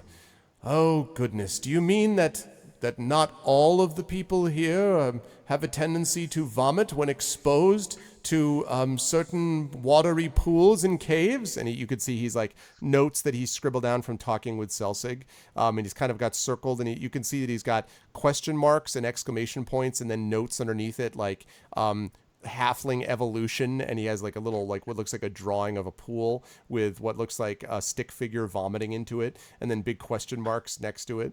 Do you mean that this is not just a cultural difference? You don't all vomit in pools? No. We all live our unique lives and make our unique experiences, and that forms what we do. And Celtic made an experience that will cause him to vomit into pools, and if we mention it again, also maybe vomit somewhere else. And but no, I did not make the same experience, so no, I don't do that. Well, very well. I will make sure to place this as a data point, I believe they call it, but I will not make them the representative of their race. And you could tell this time, without having to do an insight check, that he's definitely disappointed. Like, he thought he had gotten a heads up on his dissertation, you know, like he thought he had a step forward, and now he's like, I don't know. I'm sorry, Severus, but maybe on the way back when you pick us up again, we can tell you about other little people that we know. That sounds lovely. I would be happy to take down all of that information. It will build my book. You see, I'm writing one. And he, as he folds over the book, you can see that he's got this cover sort of scribbled in common, but it's sort of written on the front, and it says something to the effect of the life and times of the little people, and it says fire, vomit, and griffins, sort of down below. And he's like, perhaps this title will need some work in the long term. No, I think that's a good starting point. That's good. Yeah. I like it.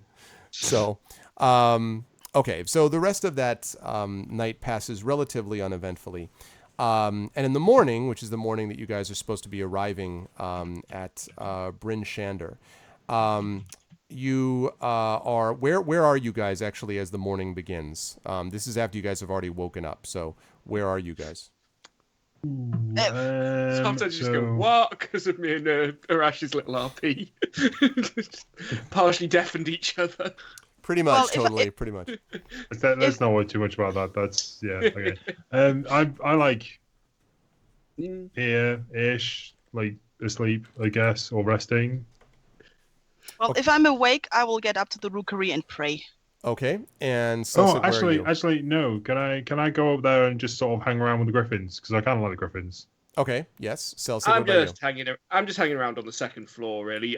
I still think the griffins haven't quite made up their mind if they want to eat me or not yet, so I don't trust them. Okay.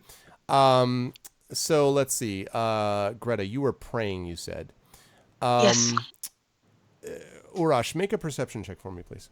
Okay. Yeah, that's my next book title, Jerix. Yeah, hell yeah. Fire, Vomit, and Griffins. I'll just call it FVG, and I'll call the party like the notorious FVG, and no one will understand what I'm talking about. So did you say a perception check? Yes. Pacha. I see a griffin. These rolls are dominating tonight. Yeah, wow. You definitely do. Hey, where do all these griffins come from? Let's see. Okay, so you guys are working as you go.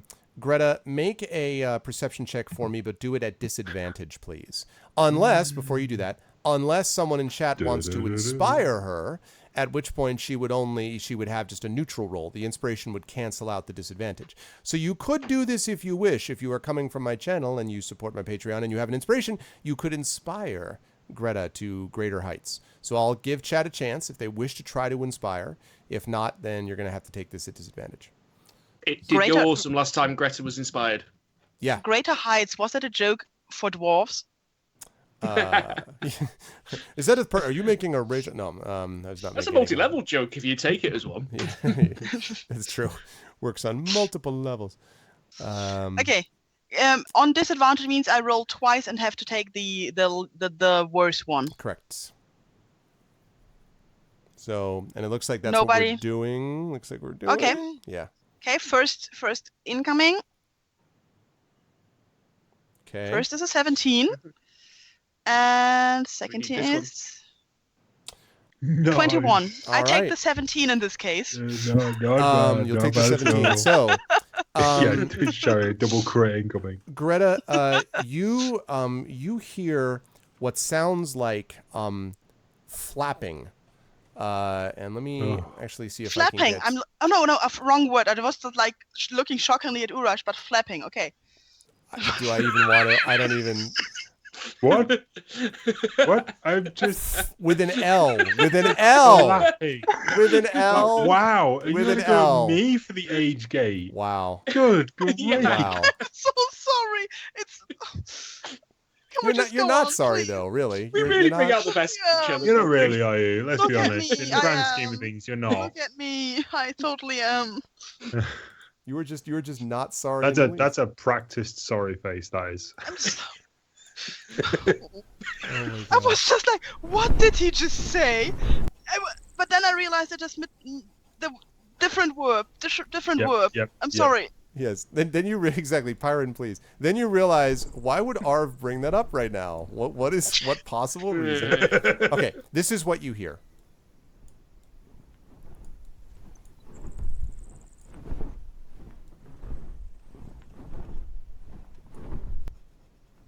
You hear that?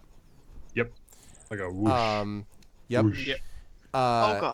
They're big wings. You hear it from coming outside. You hear it from coming outside. I speak English. I'm an English professor. Can you tell? God, I'm a writer. God, you're good at English. This is what happens when we start hearing flapping and something else without the L. Yeah. You hear it coming from outside of the castle. Is this still just Greta? Yes. Okay. I'll go about my business petting the griffin then. Yep. You're just like, Rush, do you Just hear like that? looking at the orb, wondering how badly I What? want to Hear poke what? it. There's, I don't know, like flapping. Are the vultures back? No, it sounds bigger. yep. Okay, so knowing It's this, a very slow, like floop floop. am I right in thinking that each one of these walls has a window on? Well, yes, but the glass there are little windows there to the left and to the right, but there's these sort of glass doors that open over here and over here. Okay. Over here. Could I see through those? Is that okay? Or is everything like stained glass? Can I like go over to there and see if I can see anything outside? Yeah, so you could actually look outside. Yes. So you looking out there you don't see anything looking out that direction. Well, there's nothing this way. What about yours? Am I tall enough to look out? Yes, because these are actually, you might remember, sort of like floor, like not quite floor to ceiling, but they're big panes. It's like, the front deck of I'll also, a ship if that I might can, mysteriously be called the Enterprise. I will try and yell down to Celsig that we hear flapping outside. Keep that to yourself, you dirty. Oh, flapping. Oh, Flapping, right. flapping, like whoosh, whoosh. Sigh. I'm not going. Okay, so he says that. These actual windows here, it looks like they might be on the floor plan. Which windows? Just behind the One's orb. just next to the orb. Yes. Yes, they're So, really, okay. they're sort of like, those are the stained glass windows that I mentioned before. Right, so I'll run over there and see if I can see anything through the stained glass. I have tried to look through stained glass, so I'm not expecting much. I want to be clear again, just as a side note. I don't understand how it's possible that with as many things that I've given to them, that these people continue to figure out ways to get me to spend more money on goddamn freaking tokens. You are evil. Roll 20. You would better sponsor me at some point, okay? I'm just saying right now. Anyway, this is what you see. Oh gosh darn it. Holy! Oh, that's better. Yes, you not see really this better. 5 times the size. No, you see. You see Is this that- elder blue dragon? No, I was gonna say, is that a blue? No, dragon? that's not a blue if dragon. If it was elder, it's it not. would be bigger. it is not If a. It is not. That's correct. That is. Pyron is exactly correct. It Yeah. is, however, pretty sizable. It is a huge, a little bigger, silver dragon, which is gliding through the clouds, approaching quickly. And as it flies closer, you see a number of armored dwarves clutched in its talons. What? Oh God! What is clutched in his talons? It means so his claws. Armored. He's basically Yeah. got he went in and he got a bunch of candy. Like a kid gets a bunch of candy and like reaches in with his Yeah. hand and pulls out a bunch of candy. He got a bunch of dwarves. He's just holding Bunch of dwarves. dwarfs? Flap. Oh yeah. flap. Oh, that's what you didn't hear. Yeah, a bunch of armored dwarves. Dwarves. Dwarves. Dwarves. Like, Dwarves. do they look heavy? Incoming. Aerial assault, D&D style.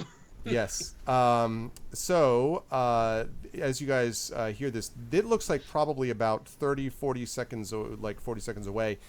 Greta, in answer to your question, they don't seem to be struggling. Well, they could be frozen. True, but they could also be dead. They could be not struggling in the way that candy does not struggle when taken by a child. But you know, Dwarfsicles.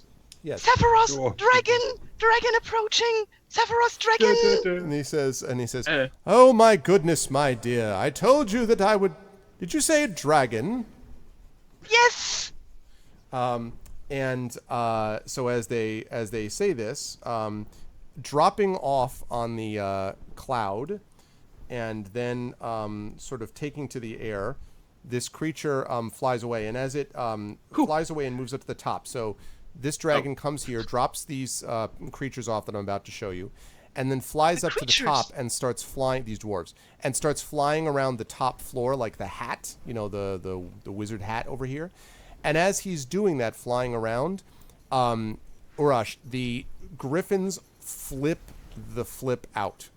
they are just beaky winged and claws, like rah, rah, like they're like, you know, like bumping into each other, like knocking you over, like they are flipping out. Oh, I chose the wrong window to go to. At the presence of this thing. Yeah, Urash was worried till he took a dwarf to the knee. They are clearly drop bears. Yes, so they're clearly drop dwarves. It's time for the dwarf cannon. It's yeah. So so he's doing that, and then let's see.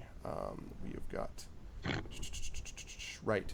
So drops off 6 dwarves. Now, these 6 dwarves that you guys can see from the front, these are like heavily armored. You know, like these are strong looking dwarves here. And in fact, I will, without having to buy anything else, roll 20. Today, For the moment. For the next 5 minutes. God damn it. I'm just gonna have to start. I'm just gonna have to make my Patreon just about like keeping me in tokens. Like that's all it's gonna be. Okay. We'll D&D So- for roll 20 tokens. Exactly. Okay, let's make sure we drop them down so they're not as big as a giant, which is not the case. All right. So there are 6 of them, and as you see them, they form ranks. Now, unlike the Howling Hatred guys, those guys also sort of formed ranks, but it was more like, I told you, like hive mind-ish. These guys immediately like fall into line. Their beards are plated and tucked neatly into their belts, Greta, and they look like they're ready for business. You're almost certain that these are shield dwarves. Shield dwarves, which are considered among the elite forces of any basically dwarven lord that you know would have a set of these shield dwarves. They're like an elite strike force or an elite team that the dwarves would possess. And the other thing about it is that for the most part, almost always, shield dwarves like this work with good groups or good kingdoms or good aligned forces as opposed to evil ones. So you don't know what the hell's going on, basically. But this is what you're familiar with yourself. Yeah, plated as in, right, not plated with like armor plating, but as Isaiah said, plated, P-L-A-I-T-E-D, yes. Yeah. And they march into the front door. All I can really do is watch down the... griffins, help! All I can do is look down the open hole and be like, uh-oh. Okay. Can I get out of the griffin mosh pit? You are going to have to do that. You are going to have to make a dexterity check because right now they're like, like wings and everything else. Why not? I didn't. I'll need take all my hit acrobatics points. if you have it. I do have acrobatics. Oh wow! All right, well then do it. Yep, I decided to do 17. So you're like, duck under wings. You like parkour over the top of the beaks, like, underneath. And you're like, I did it. And then you realize, Urash, that you are right here. I need you to make a dexterity saving throw as you get to the other side. Dexterity saving throw. There you go. Saving throw. Okay, 17. You're like, oh, you managed to. This is going to be counterbalanced by all the awful attack rolls. Yeah, exactly. Yeah, so that was a shame. We almost had a Wile E. Coyote moment. Yeah, it was a little like, Shield dwarves are just there, and suddenly this 6.5 foot half-orc just hits the floor in front of them. Like, I'm okay. Dude, just concertinaing, just. So yes, Greta. Nothing, actually. Okay. Just tears. Just tears. So as you guys are but now I want to know what you guys are looking at. So Celsig, so you guys are looking at the window. You're now standing, Urash, right at the hole, that descends. Yep. And this is Greta here, right? Yep, Greta, me. are you also looking down that same hole, or are you still looking out the window? Like, Yeah, I was shouting down to Sephiroth, to the Zephyros. Titan guy. Yes. So he's just like, oh, yes. And then he stands from his bed and he says, yes, what is it? What are these things about dragons? What now? A dragon came and dropped off dwarves. They came in the front door. They dropped up what? And he sort of looks over. And Celsig, you're standing right next to him. Do you look down as well? Yeah. Okay. Celsig, you see each of the 6 of these march into the hallway like dun dun dun dun dun dun dun dun dun dun dun dun, like so. And then you see each of them grab a potion from their belt. What? And they each quaff the potion. And their bodies become clouded and almost ethereal. And they begin to float. And they begin to float around the floor, basically. And they're floating around, and as they seem to be looking for something. So far, they haven't looked up. I pull back from the edge a little bit and just sort of look at Zephyroth and go, I'm doing it now. Okay, I will just shout down, in the name of Faltos, what is going on down there? Okay. I don't need to make a strength check. So, you do that. Zephyros says, and sort of says, what do you mean? And as he says that, the ones down here, sort of after floating around, seem to hear this, and then they, all in this sort of strange form, this strange, almost gaseous state, drift up through the hole here. And as they do this, one of them, Celsig, you have the very unpleasant experience of having one of them drift through you, and it feels very cold as they do that. And all of them go up here. In the meantime, of course, Urash and Greta, the griffins, continue to freak out. Yes, I have a quick question. Discussed. What Yes. is the dragon doing?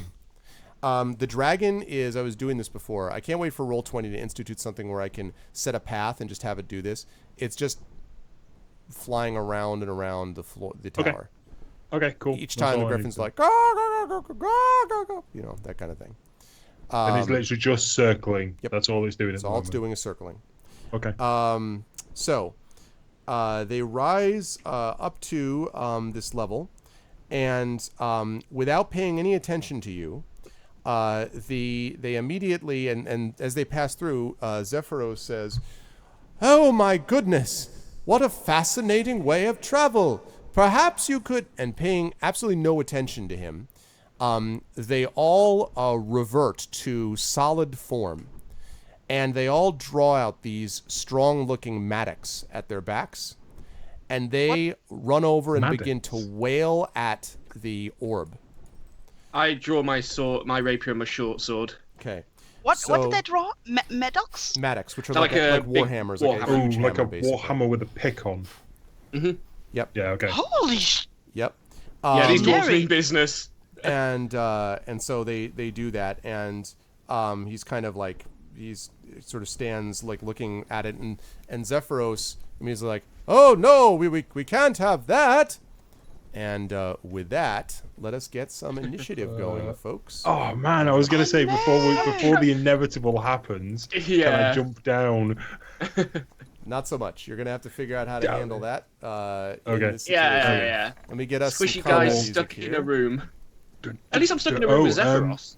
FYI. Da, da, da. Da, da, da. Greg, if you check your emails, you now have a sound clip of the Sephiroth. Do I really? You do, but it's like super loud, so I've turned the gain like right down on it. So you just need to let me know if it's super quiet, because I've got it saved as I've got it as a project now. Okay, we'll do. So Also, I can just do whatever you want. that's awesome. Watch Thanks, my man. initiative. Can you guys, are you able to hear in Roll20 this music loudly enough? Too loudly? Too loud. Sounds good. Too loud? You can turn it down in Roll20 yourself, though, because there's a volume level under settings. Okay. Now, chat, can you guys hear this music okay? Look at this. And in my email, of course, is the thank you for purchasing from Roll20. Oh, God damn it. You might also be interested in these tokens. Exactly. Oh my God! Wait, I gotta stop this for just a second. Tanking. Here's the sound. Sephiroth. That's so funny. Oh, I cannot hear. I didn't hear it. Sephiroth. Oh, I it's think not in chat- Roll20. I think chat will it's hear in it. the stream. Yeah, I think chat will hear that. So there you go. Merry Christmas. Thank you. Music might be a touch quiet but audible. Okay, so I turned it up slightly. Okay, lovely. Well, thank you very much, Mike. You're an officer and a gentleman. All right, so let's get our initiative going here. Oh yeah, sorry, initiative. And you should be able to put that in the turn tracker. I'm going to pull up my own. Initiative. How can I put it in the turn tracker? Oh, mine's already there. Okay. No Yeah. valid tokens. Which one did you get? 15 or 18? 18. Okay, I'm going to delete the one that's not real. Okay, here we go. Alrighty. So that's that. Celsig, yeah, for some reason... Got an 8. Can you drag yourself into the turn tracker for me then? Or actually, you know what? You don't need to do that. If you right-click on your character, there should be a thing that says Add Turn. Oh, hang on.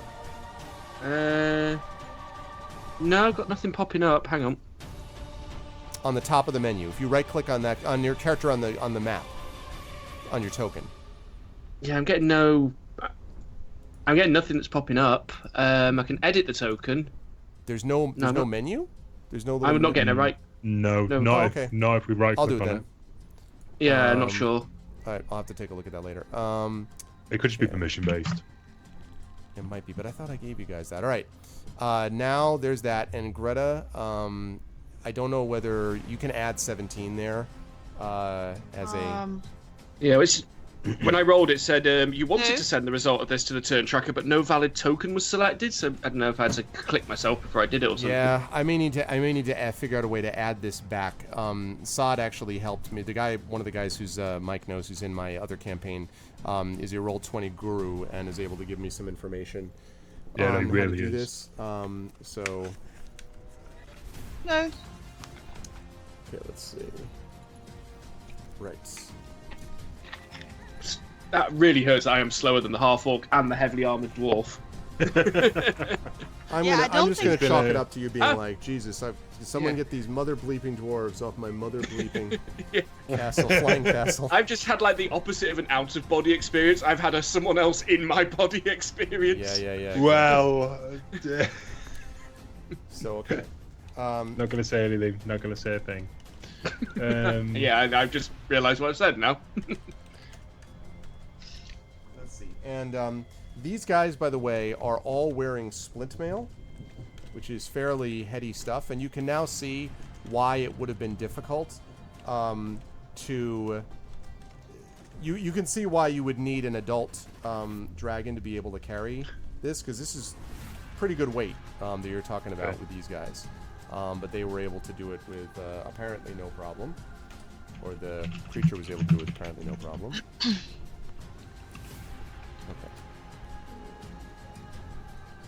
Okay. Sharon just made a good point. On the bright side, I let everybody else get the aggro ahead of me with this initiative. True. All right, so there we go. Let's get this descending. Lovely.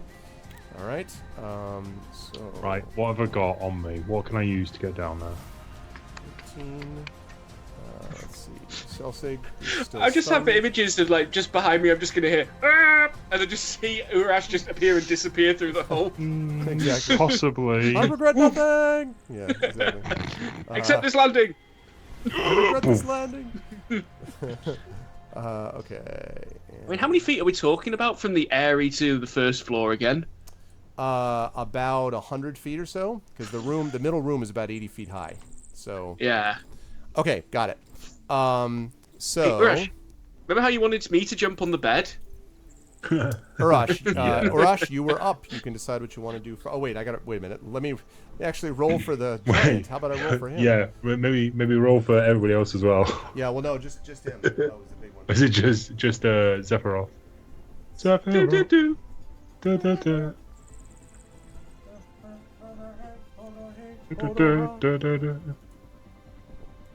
Okay. Please roll well, giant cloud man. Actually, I might see if I can just jump on him. In all honesty, like surely he's closer than the bed. Shadow of the Colossus him. You can scream, "Catch me!" What is your Urash? What's your dexterity? My dexterity is 14. Clumsy orcs. He's gone quiet. I don't like this. Last but certainly not least. We will now. You will now need to dodge the dragon attack. He's trying to figure out how he can mostly kill you, but not entirely kill you. You played D&D with GOG before. I'm sure Chad agrees with me that these guys will be fine. I don't know what would concern you guys about. Oh, I don't I'm know. happy- An I'm adult not happy dragon about turning up this. at level 4. It's fine. It's fine. I just want to get off this floor so that when the dragon finally does decide it's going to pick a fight, I'm not in the line of his breath attack. Fair enough.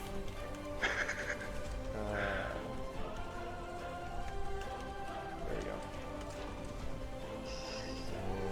go. Lovely. Okay, Urash, you're up. Okay. How good of an angle do I have on Zephyros? From Not where I am at the moment. great. Okay. You can, I mean, because the thing is, so if you're right up here, right? And this is that So same spot. So I'd be maybe, looking assuming under- he sees you, you under could be the like, floor. Zephyros, catch me. Maybe he reacts well, but...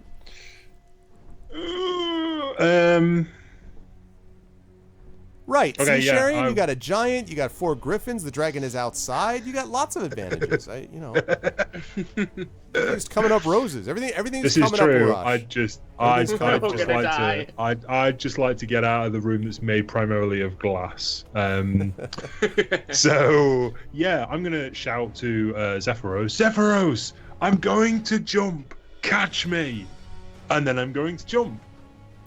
Okay. So let's see, you're going to jump. Let's And then we have to wait for Zephyr's turn to come round to find out if he catches you. Right. I'm kind of hoping he's gonna Just react. slow-mo, or just at like- least- Well, first we're going to see if he makes his perception check. We're going to see if we can do He that. doesn't even notice. Let's see.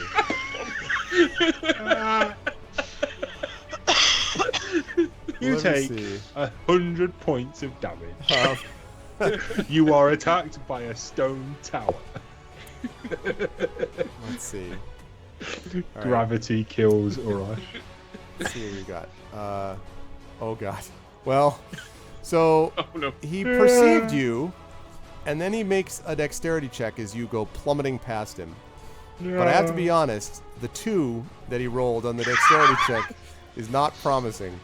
It could be So worse. it's sort of like, see me at the bottom. So you're like flying past him down there, and If then anyone would like to inspire Urash, this might be a very good time. Yes, Maybe that's actually a if good someone call. wants to inspire either myself or the giant. you can't inspire the giant. You can inspire players. However, there is going to be a saving throw that he's going to have to make when he gets to the bottom. As you plummet by, though, Zephyros does see as you plummet by, like, and it kind of is. He's like, "Oh my goodness!" and starts immediately whispers a couple of words, and you feel your body start to slow down. Actually, in the air, you feel your body start to slow down as if there's like a cushion of air pushing you up. Not enough, however, to stop you from hitting the ground entirely. So what I will need you to do is to make a saving throw, a dexterity saving throw to see how much damage you can avoid. Now, this one, chat, could help you with inspiration if you wish. So if you wish to inspire Urash not to land on his face after trying to get down to help his party and do what he thinks is right, this is your chance. If you wish to do this. I'm only trying to do what's right. I'm only trying to save my friends. I'm going to make the saving throw in a second. I'm just talking long enough for someone. It's more like no longer falling damage. Right, like quickly stopping falling damage, yeah. Anyone? And no, he could not make a dexterity acrobatics check to give Zephyros an advantage in catching. Like, here's my... The way you inspire him, Bob, is, and again, this is not a requirement for anybody, but it's more or less a fun thing that we do over on my channel where people who support my Patreon get 1 or 2 inspirations a month they can use to support players across my campaigns. I run several of them. So we had a couple of people who were able to jump in and support based on the support of the Patreon. They got an inspiration they could inspire over here. So if you don't have one of those and don't want to do that, that's totally fine. It's just a little fun thing that chat can do if it so wishes. And there's nothing riding on it, just, Urash's face really is riding on it. Just the life of the warrior. It's fun. So I just regrew. Does this class as a threat that's coming towards me? I That's mean, a damage. define threat. Okay, so can I Threat use of danger ending? sense to Yes. have an advantage on my dex save? Be thou inspired. So was that is that an actual like be thou inspired? Were you actually inspiring him, or did you go over and do what you need to do first? Because Braxy. yeah, I appreciate the thought, Bob Bear. You could actually like talk him up. You'd be like, you can do it. Like that definitely will help. But You could do it. You could do it. but anyway, so it's not a threat in terms of a combat threat. Urash. But it's combat and it's gonna hurt me. It is It's in a threat. combat that you are falling to It the is. ground, hurtling. Yes. I threw myself off the tower. It's basically like a 150-foot drop. I don't think there's any problem. Okay, cool. Right. Okay, let's see what this does then, shall we? All right. Dex saving throw. Yes. Let's do it. Come on. Oh, look at the dexterity save. Damn. Like a cat. It's good intentions. You can do it. Yeah. Nice. So you fall and you like remembering your childhood when you used to being dropped from large heights. You I was a child. I was thrown you like out of learned town like you regularly. used to observe cats like as they would turn around and land. But you try to basically roll when you hit, and so let's see, 150 feet times. What? Oh man, 150 feet. I had time to scream twice. Oh god, he's falling the full length. It's like, this was a mistake. Yeah, and this now was you're still a stuck on the first floor. mistake. Yeah, no, At least- get off. Okay. Yeah, I feel fully So you vindicated in my save decision for not to half jump down. damage. You would have Okay. taken 63 damage, but because which would have been worse if he hadn't slowed you down, by the way. But because of this, the save, you actually take half that, so you take only 31 points of damage. Only 31 points of damage. So you land, you're like, I got it, I'm fine, like down below. Damn it, You've got an screen! I've just orc. put you back. The bad news is that you're on the ground and very bruised. The good news is you're on the ground. The bad news is you're not where the fight is. Now the fight rages above you. The bad news is I feel my bones sticking out of my body.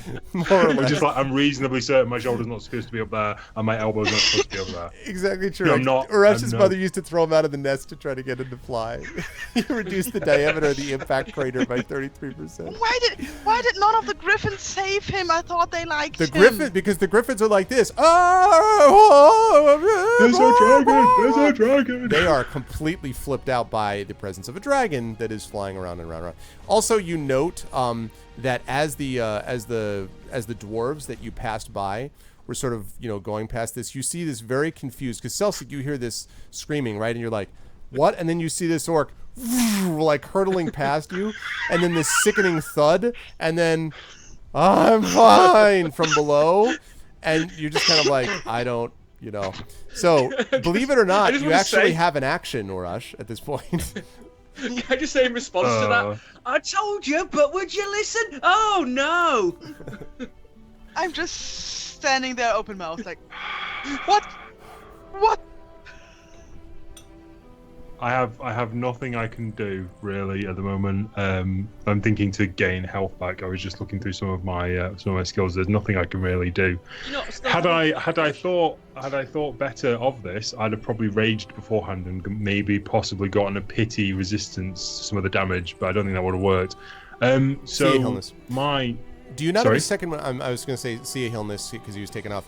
Mike, do you not have a second wind available? Second wind. No, that's a fighter one, isn't it? Maybe just fighter and not barbarian. Yeah, that's fighter, not Alright. barbarian. Right.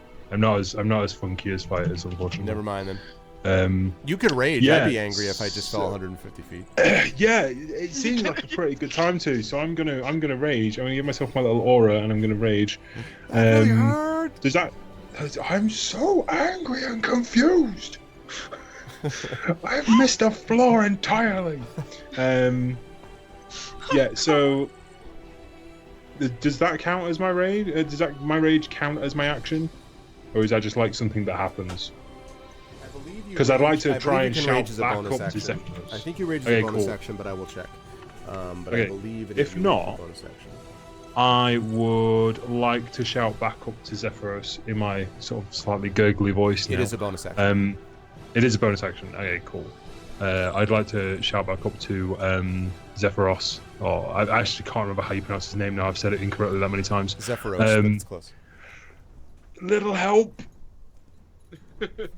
And actually, and so you say that, and he looks down at you because it happens to be his turn, which is convenient for you.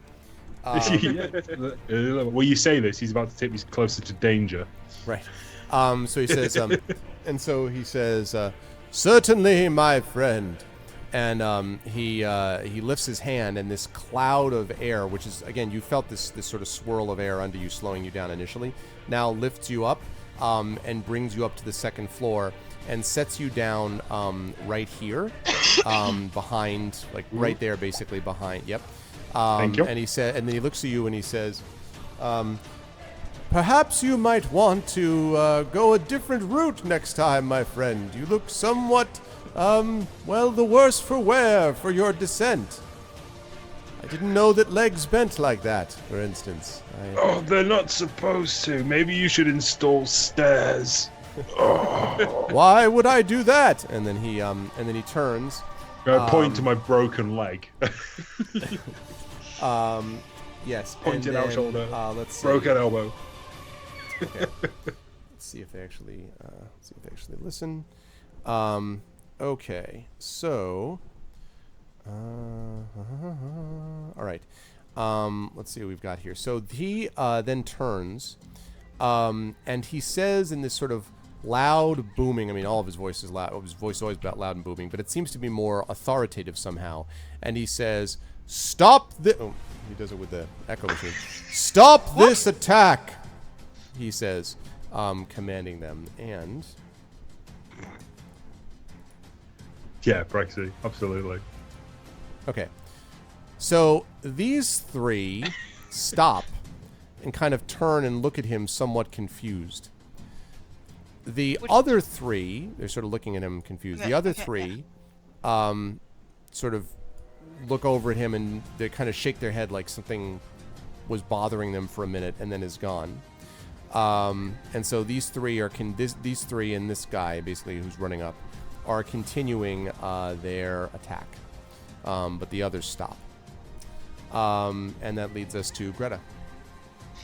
Okay, I will create a flaming sphere to intercept the three, to put it, like a little bit to the right of where the B of orb is. I'm not trying to put it on them, but between them and the orb as much as possible. Okay. Maybe I can draw it. I know what you're saying. How big is the sphere again? 5 feet. Okay, these are 10 Like there. feet squares. I want it there. Okay, so you can do that. All right. Yeah, and then I shout, "Stop it, for Falter's sake!" Okay. Let's see. So you don't bring it on them. You just stop. I don't bring it on it. I'm just trying to intercept them. Okay. Let's see. All right. So you do that. Are you going to try to move? Do you wish to duplicate your partner in crime? By No. See you at the bottom. Okay. So you're going to stand where you are. And actually, let me think. What's the range on that flaming sphere? The range is 60 feet, and if the tower is 120 feet, that should work. Well, yeah. The issue is the 80 foot. Yeah, because the rookery. That's true. Yeah, it's. Wait, how much did you say? 60 feet. 60 feet. See, the problem is from floor to ceiling. 120 feet. Yeah. The problem is. Oh.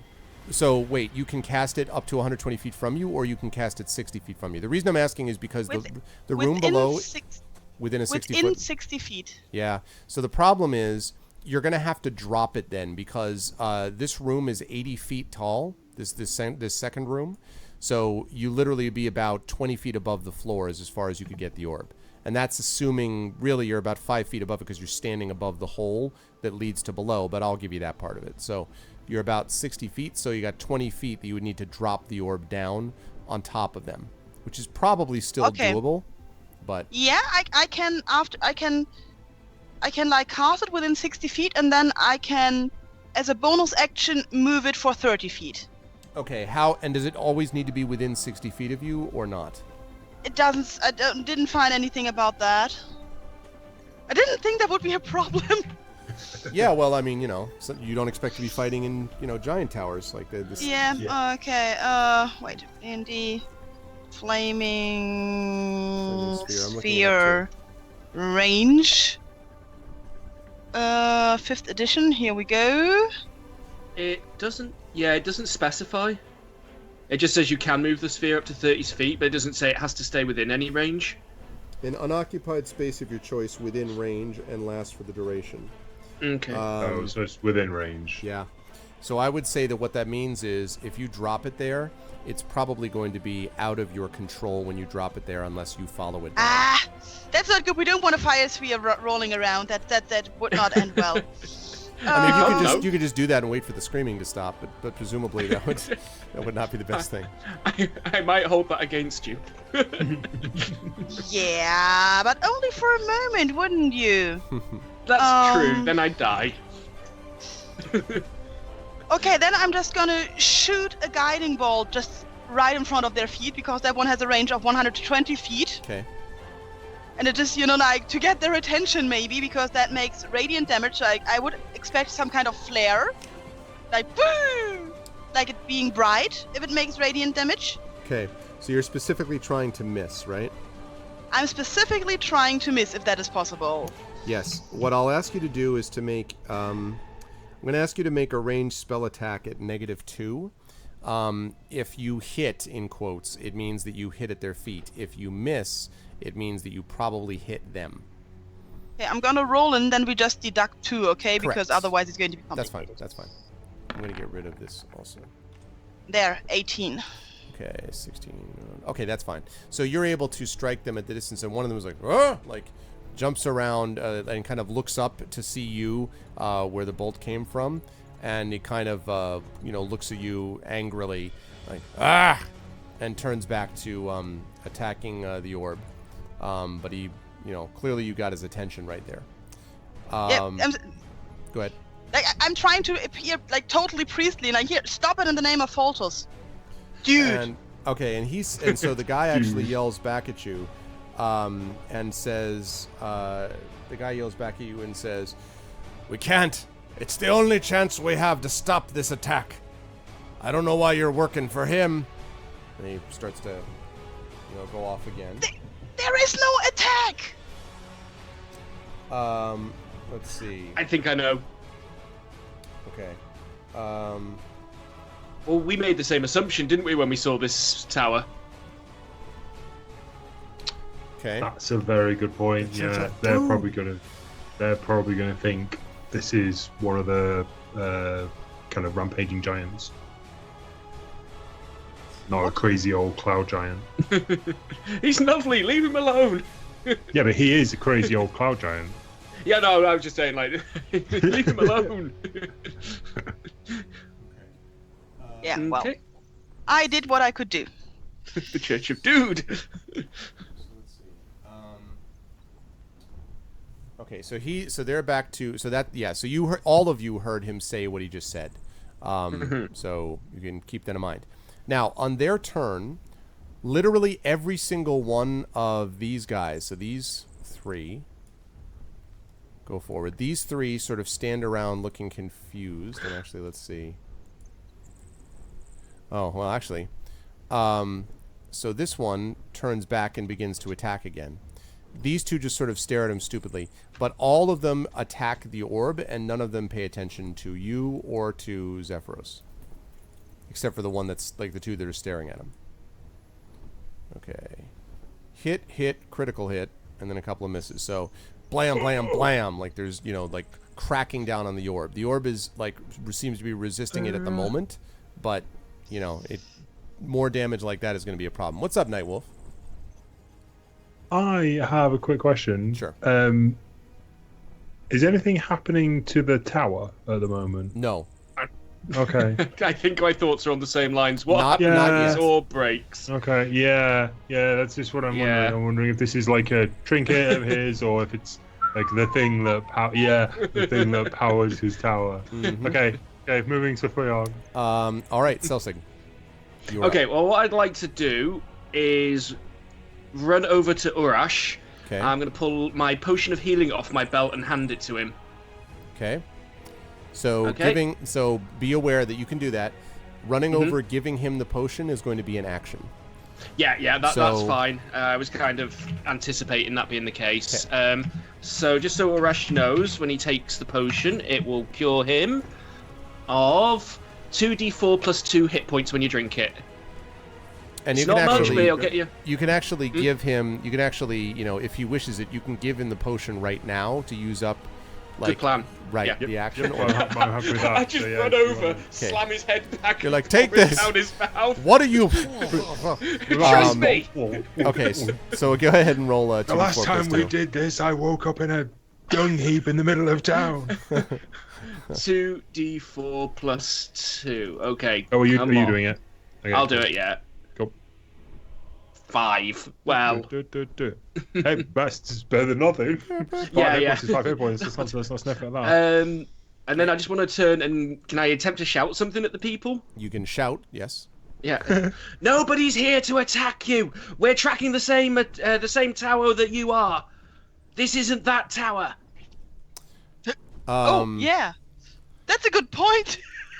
And the other one looks over his shoulder and says, not the same one, but the other one is like, "What are you, daft? This thing's the only thing that we know about. It's run by a giant. We're all in trouble. It'll destroy all of us, you fools." Do you see any giant boulders round here? And the one says, "No, he threw them all off over the wall already." Okay. And that's as much as conversation as you guys are able to get in on that turn. Okay. Now we get the dragon's turn. So the Yeah. dragon, is like, no, like, no, running I around just and around. no. and then hovers basically in front of the window and fixes you, Greta, assuming you're looking out that window, with this penetrating gaze. But it's not an evil gaze. It's not a, I hate you and will kill you type of gaze. There almost might be a hint of pity in it or something King like Kong? that. Something called what? Pity, I said. There might Okay. even be a little bit of that. And it, having looked at you... You are now terrified. I will try to not look tasty. Let's see. Look as unappetizing as possible. Okay.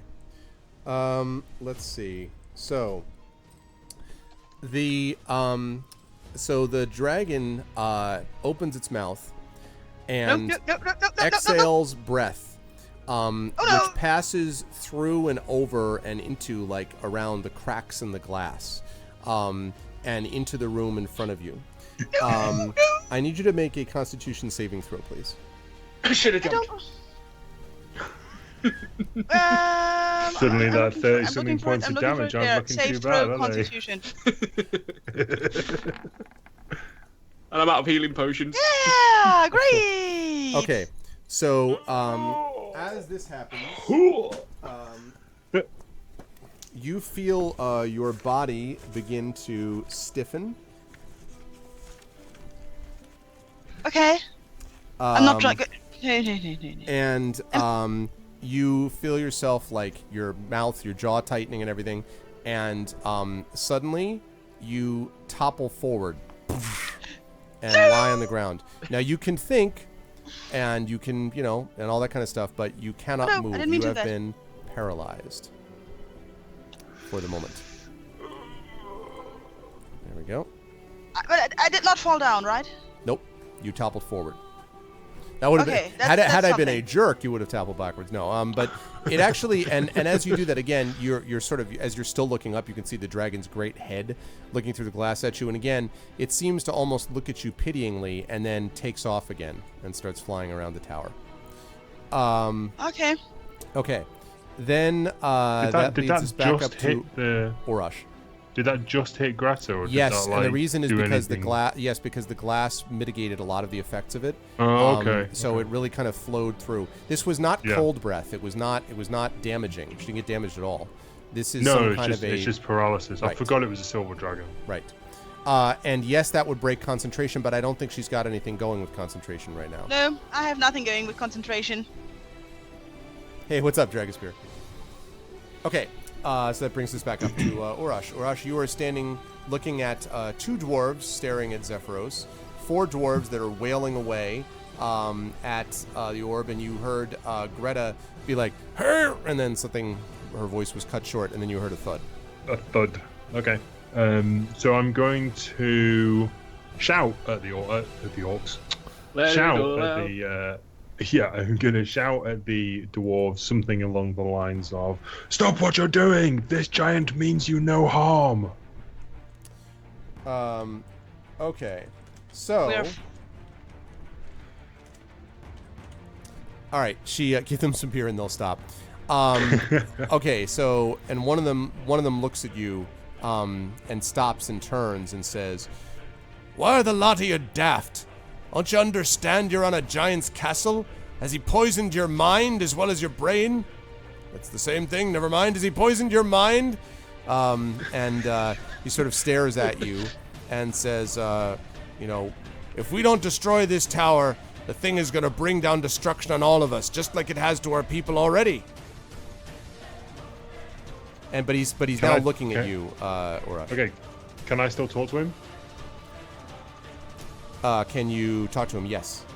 Yeah. Okay, And this is, cool. by the way, yes, I will allow this, but now we're entering into action territory, which is fine, but I'm just letting you know. Okay. Oh, I forgot what I was gonna say now. Okay, so I'm going to try and intimidate him. I'm going to say something along the lines of, "Don't be a damn fool. We're chasing the same giant you are. You are destroying our only chance of stopping this destruction." And with that, I will roll my dice. I got 14 on intimidation. Let's see. I'm actually going to ask you to re-roll that, but not as intimidation, as persuasion. Oh, I don't have against persuasion. Well, Don't actually, no. have I take points that of back. I take that back. Oh. I'm wrong. No, certainly not perception. Well, no, you perceive that you're I'm talking. Wondering. I'm wondering. Oh, I clicked perception anyway. I'm wondering, is persuasion really the one we want to do? Considering I've just inflicted a lot of wounds on myself and I'm raging. No, how persuasive am I going to I be? want you to do what you felt was right to do. So intimidation's right. You do that, and the other ones are like, the other one looks at you as like, oh, imagine Urash's intimidation, Samuel L. Jackson's voice, with righteous anger and furious vengeance. No, he looks back at you and he's kind of like, listen, we were sent here by the lady to bring an end to the destruction of this creature. I don't know what it's done to you, but we can't take the chance of it. And he sort of turns away from you again. He does not seem to be intimidated by you. Okay. I am curious I'm as to very- why Greta has vanished from the Lady? I'm very sorry. I deleted myself. Well, did you say you deleted yourself period? Yeah, my token. I deleted it. I'm Yeah, sorry. Greta's token vanished. Well, great. Let's see. I'm sorry. It's okay. No, I was just mostly joking about the well, great part. All right. Well, I'm. Let's see if I can get back your So character. I'm guessing that I can't say anything else to him. Correct? That's like Not my as part of action. the same interaction. Oh, okay. Okay. Let's see. I'm trying to find what the character was that I used for you. Ooh, I wonder if I put you. I think I might have put you somewhere, Greta. Hold on a second. Did I? I'm just gonna. Yeah. All right. I'm just gonna copy you and bring you over. Thank you. There we go. We should also do that in case I die. You're up on the top still, right? The top floor. Yep. No, she's down next to us and she's no longer paralyzed. No. she Yeah, is that's paralyzed and- that's totally true. Yes. Yeah, that's. Yep. And because of your attempt to fool me, you will. He will die slowly. Yeah. Over 1,000 Okay, I years. could probably give me a good ledge to jump off. I'll probably take care of that myself. Okay. Good. Excellent. All right, that takes care of that. You are now here. Okay, so you're back now, and let's have. I feel like my healing potion hasn't so much healed you; it's just acted like morphine, so you don't feel the pain. Pretty much, yeah. I don't really care. I don't know what I'm not quite sure if this bone should be sticking out of my arm, but right now I don't really mind. Okay, there we go. I think I got you in place now. His healing potion's great. Yeah. So Urash, the one thing you could do if you wish is you could move. That would be the last part of your turn that you could do is your move. After that, Zephyros would be up. Okay. I'm gonna move. These squares are 10 feet, are they not? So 10. I'm going Yes, to they are 10 move feet. Yes. there. Okay. So you move right up on top of them. I Yeah. said. Okay. Yeah. All right. I repeat myself. For the last time. Okay. Now, Zephyros goes. And let's see. Alright.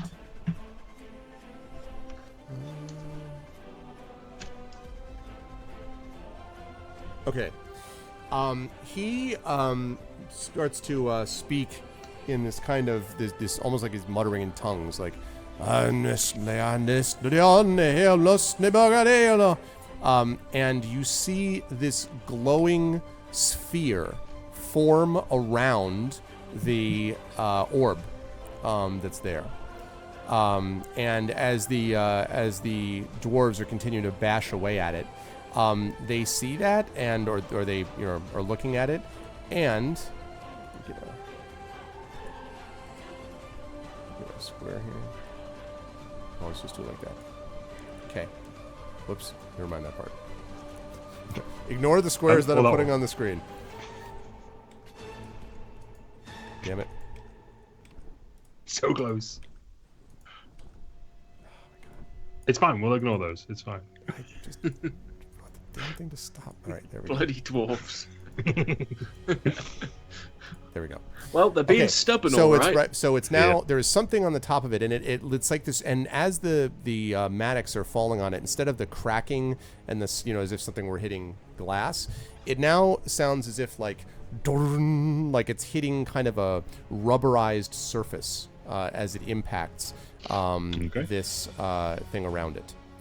So let's see, Greta. This leads us to you. So you Yes. continue to be paralyzed, but let's see. But for how long? He asked.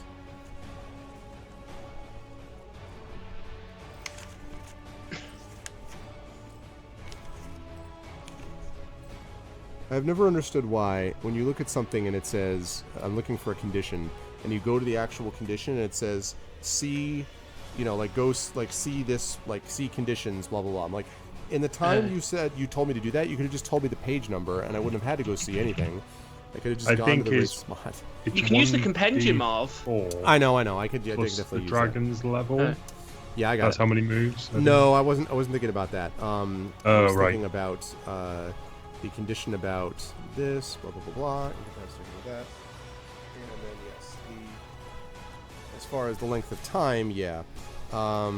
So, end of his turn, yes. So, you can repeat the Constitution saving throw, and you can do that at the end of each of your turns. So, as it is now your turn, Greta, you can try to repeat that saving throw now if you wish. Okay, here we go. Leningrad Cowboy style. 18. Not enough. Okay, then I will just silently pray inside my head. Okay. You do so. Okay. And so, meanwhile, these guys, wail. These guys up here, let's see what happens with them. Okay. This guy does not actually create a square for no reason. He has a shield. Exactly.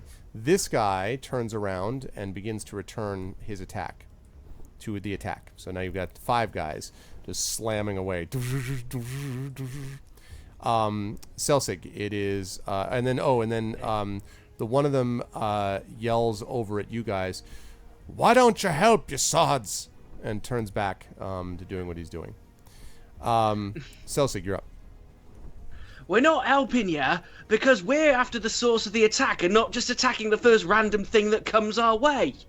We're actually investigating. You're just attacking. And with that, I just run over and swipe with my dual weapons at this guy right in front of me. Okay. Go ahead and make an attack roll. Yeah, it's probably not. It probably won't be enough to kill him this attack anyway, but I will specify I'm trying to do this non-lethally. Okay. Okay, so I'll use a rapier, sneak attack with my rapier because he's right by Urash.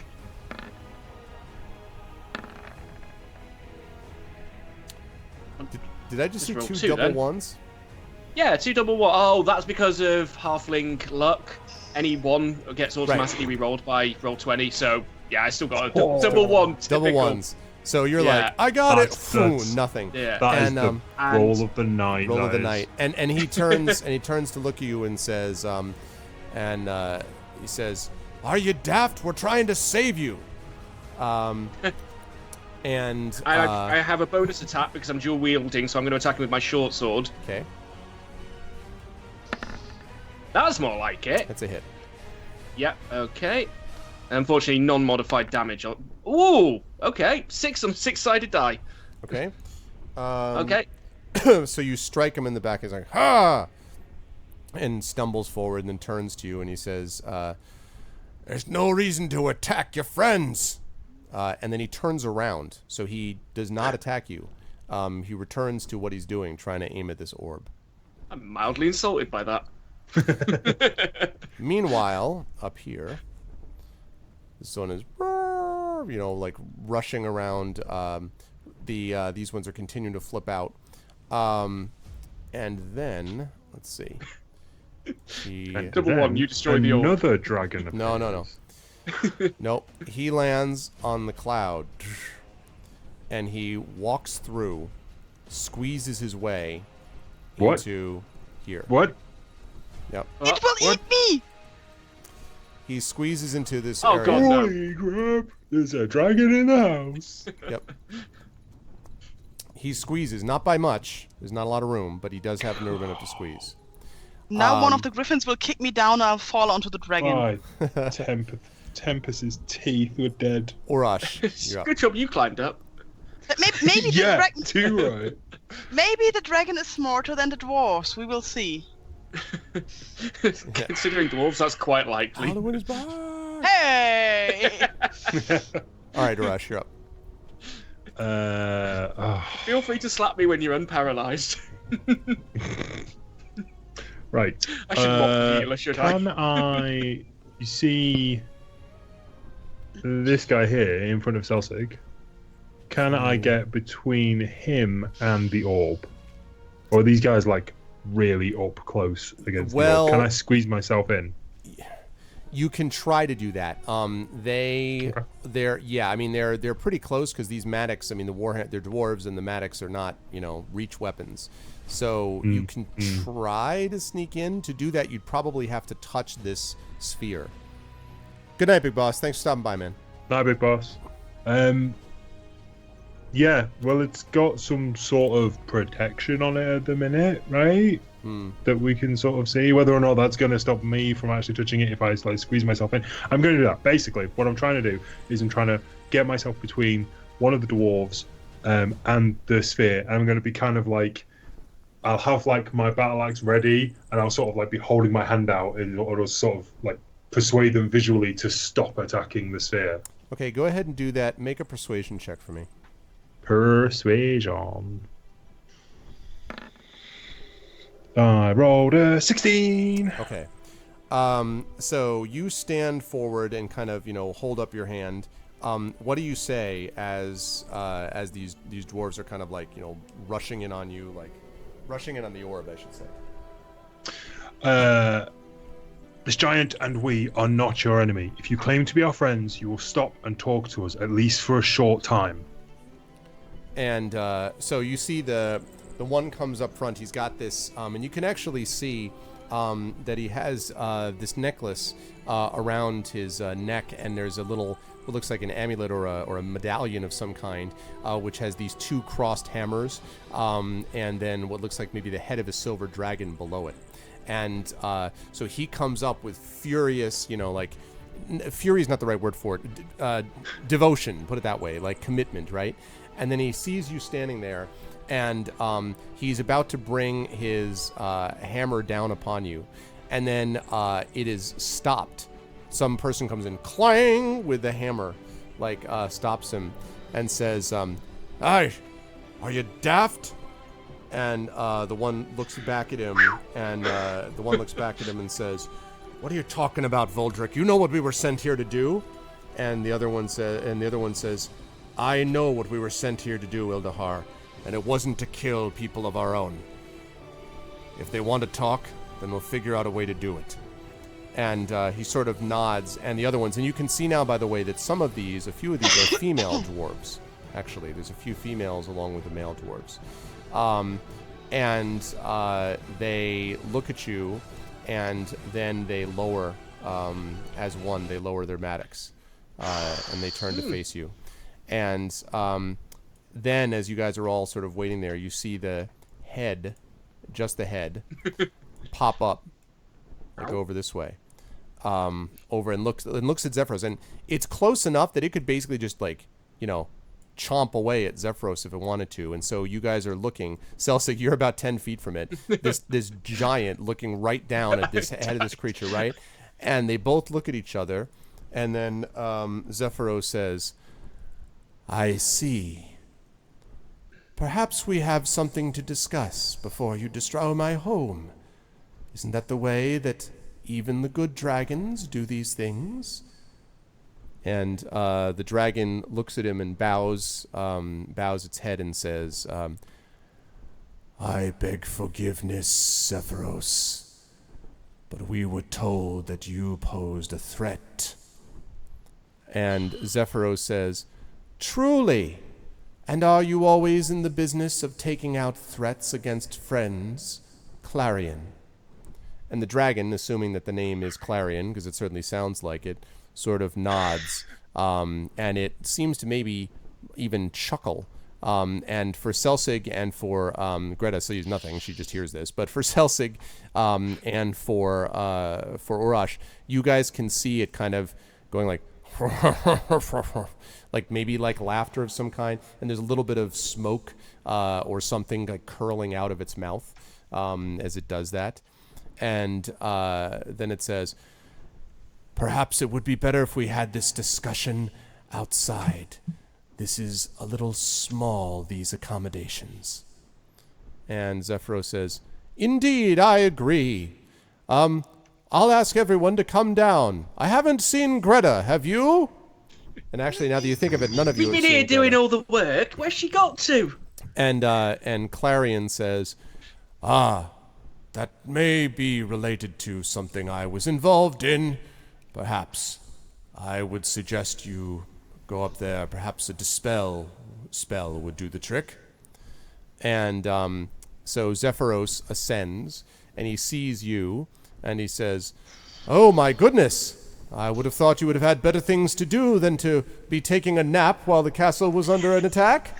And then he looks closer, and he looks closer, and he kind of is like, "Oh yes, well," and he murmurs a couple of words, and you feel the stiffness leaving your limbs, and you're able to stand up and move again. Dragon attack! So it echoes, and the griffins are like, "Roar!" Again, like they all like fall backwards and everything. And Zephyros kind of raises his hand. He's like, "Oh, it's all right, easy. They didn't really attack, and this dragon is not really a threat. I think we should all speak to him. Why don't you come with me? There are some of your people that you might like to meet." I just come with him, but I'm like, this dragon did not attack me. Yeah. And as you sort of look over, so again, you're unparalyzed, and as you look over, you can see the head of the dragon kind of looking up at you. Its head, like it's tilted curiously, like, and so as it looks up at you, it says, "My apologies, dwarf. I did not mean to cause you any injury. I trust you weren't permanently hurt." Thank you for trying not to cause me any injury. I'm not permanently hurt. He says, "Excellent. Perhaps we should speak more." And so Zephyros, assuming that you will do this, after settling down the griffins, who take a little while for that to happen, all of you exit to the outside of this cloud. Now, you guys have been in this cloud a couple of times, but the cloud, quite frankly, it's not the most comfortable experience because it's sort of like, standing on a glass-bottom boat or being on top of the clear. If anyone's here from the States has ever been to the Grand Canyon, and like the floor, they have this thing, this like observation deck where the whole thing below it is just glass, so you can like look below you. This is translucent, so it's not like it's clear and you can see through it, but you're standing on a cloud. Like, I mean, that's just the reality of what you're doing. And so that's a little uncomfortable. And so as you guys are there, you find yourselves all standing outside, including with Zephyros himself. And the only one who seems completely at ease, the only ones who seem completely at ease are, of course, Zephyros and Clarion, the dragon, who seems to have no problem. He's now got his limbs in front of him and his tail curved around, and he's sort of looking up. It looks kind of like a big dog, sort of looking up at Zephyros, not in a inferior way, but just sort of like in a comfortable way, talking to him. And one of the dwarves, you've learned, by the way, that the dwarves are called Dana Ungart, Ildahar Iron Fist. Ildahar was the one who was going to hit you originally, Urash, but then was stopped by Voldrick Firehammer. And then Huenhorn, Griswelda Torin, and Nalt Splintershield. And the person who seems to be the leader is Voldrick Firehammer. And Voldrick Firehammer stands there with his mattock like, the classic pose. He's got the hammer in front of him with his two hands on top of the handle, and looks at all of you, and he says, I think we've got a bunch of questions that we need answering. And the first one begins with this. Explain to me exactly why you're trafficking with this giant. And you, and he looks over at Clarion, you need to explain why you know this person, know this giant. This is a friend of yours? I thought the dragons and the giants were at war. And Clarion sort of looks down and says, these things are always more complicated than you dwarves tend to see it. And Zephyros says, yes, quite true, I think. And Voldrick Firehammer just sort of shakes his head disgustedly. And he says, we are here from Queen Dagnabit of Mithril Hall. We were sent here with one purpose, and it was to destroy this tower, to disable the Cloud Giant stronghold. We disable all of these that we see, because we know that when they are here, they bring nothing but damage and destruction in its wake. Now you've told us to stop, and we have, and the Queen would have my head for it if she knew. So the time has come for you to start explaining. Who is this giant? And he looks over his shoulder. And why exactly are the rest of you working for him? Did he enslave you? No, not at all. No. He is Zephyros, and he is a wizard. And he can speak for himself. You don't need to ask us. And he says, But I don't you just know whether need to I know care what an he- evil giant thinks about things. And Zephyros says, evil? Well, dear me. He's not evil. He's not evil. He's a bit strange. Special. And eccentric, Special. but he's Special. not evil. No, not evil. There's been And something of a split in the giant community. a split. Now- Oh, sorry. Yes. I begged a split. Sorry, no echo on that one. A split. And Zephyros says, yes, precisely. It's one of the reasons that I'm here, trying to unify your people and the larger people. And I would think that Clarion, of all dragons, would know that what I say has the ring of truth. And Clarion says, yes, it's true that I know something about your particular personality, Zephyros, for good and for ill. But I don't fully understand. You've gone rogue? You're by yourself up here? And Zephyros says, well, I haven't been awake all that long, my dear friend. I awoke to found the world is insane. Little creatures against big creatures, dragons against giants, the giant community self at each other's throats. We live in a very odd world. And the dragon looks around and nods and looks over at Voldrick and says, I'm here as a favor to your queen. The decision must be made with you and with these creatures. And he says that like sort of pointing out the others. And points up, "Hey, baby." Okay. Thank you. It is worth noting he has already turned down joining up with the Prince of Evil Air.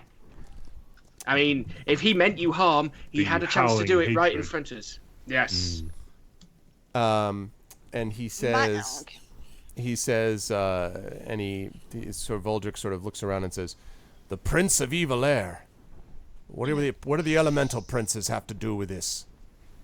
Well, that's what we're investigating. But he had an option to join them, and he chose us instead, the free peoples of this world. Nicely put. And so Selsig, you say that, and he nods, and looks back at you and says, I understand a little bit about the importance of putting one's petty bigotries aside, but the truth is that this isn't just up to me. The Queen gave us an order.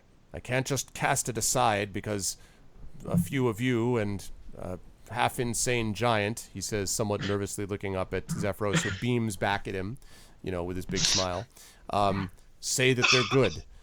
What happens if I let you go? What happens if, you decide to do something to take advantage of what the chance we've given you and use it against us?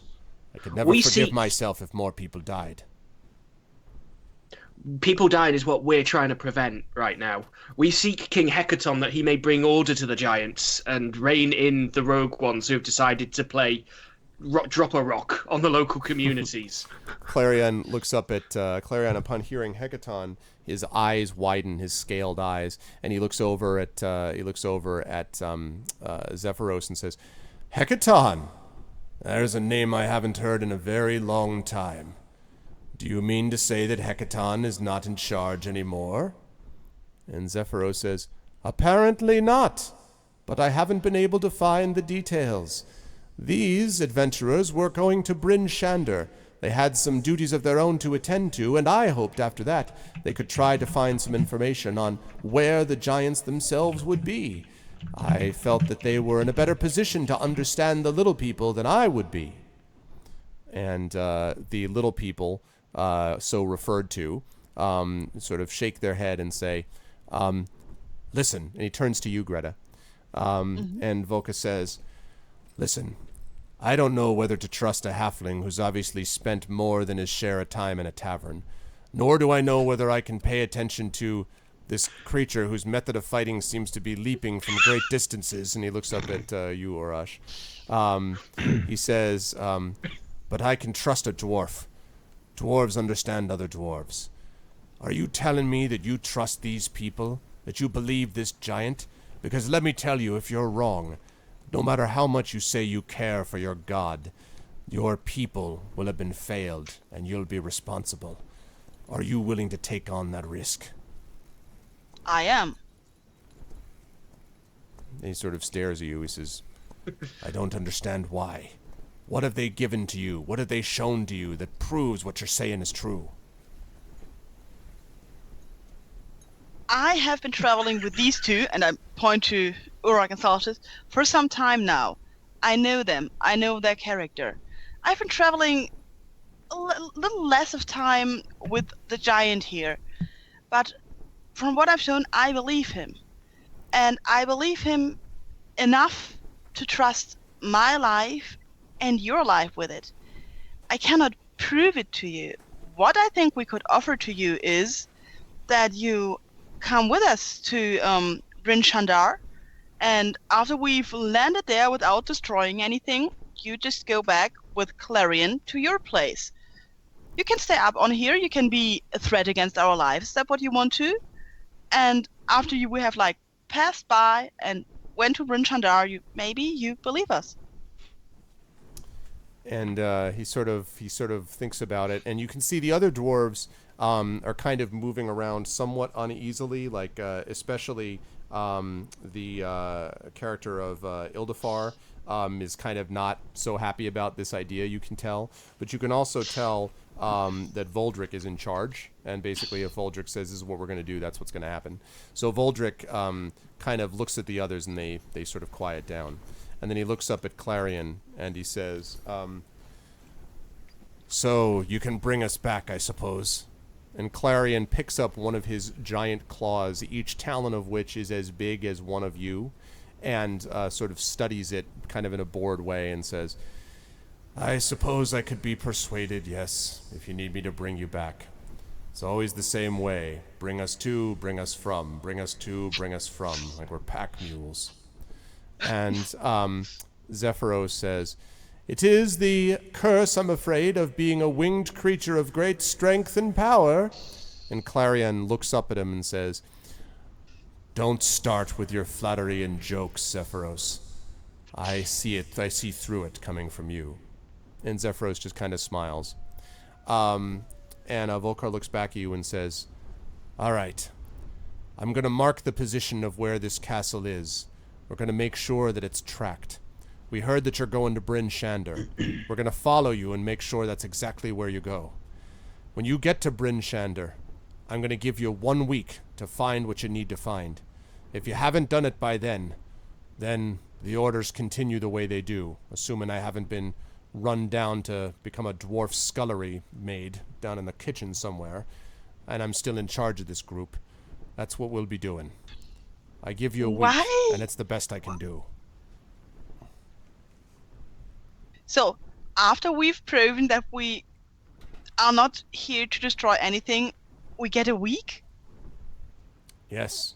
And in these suspicious times, you ought to feel good that it's not a couple of minutes.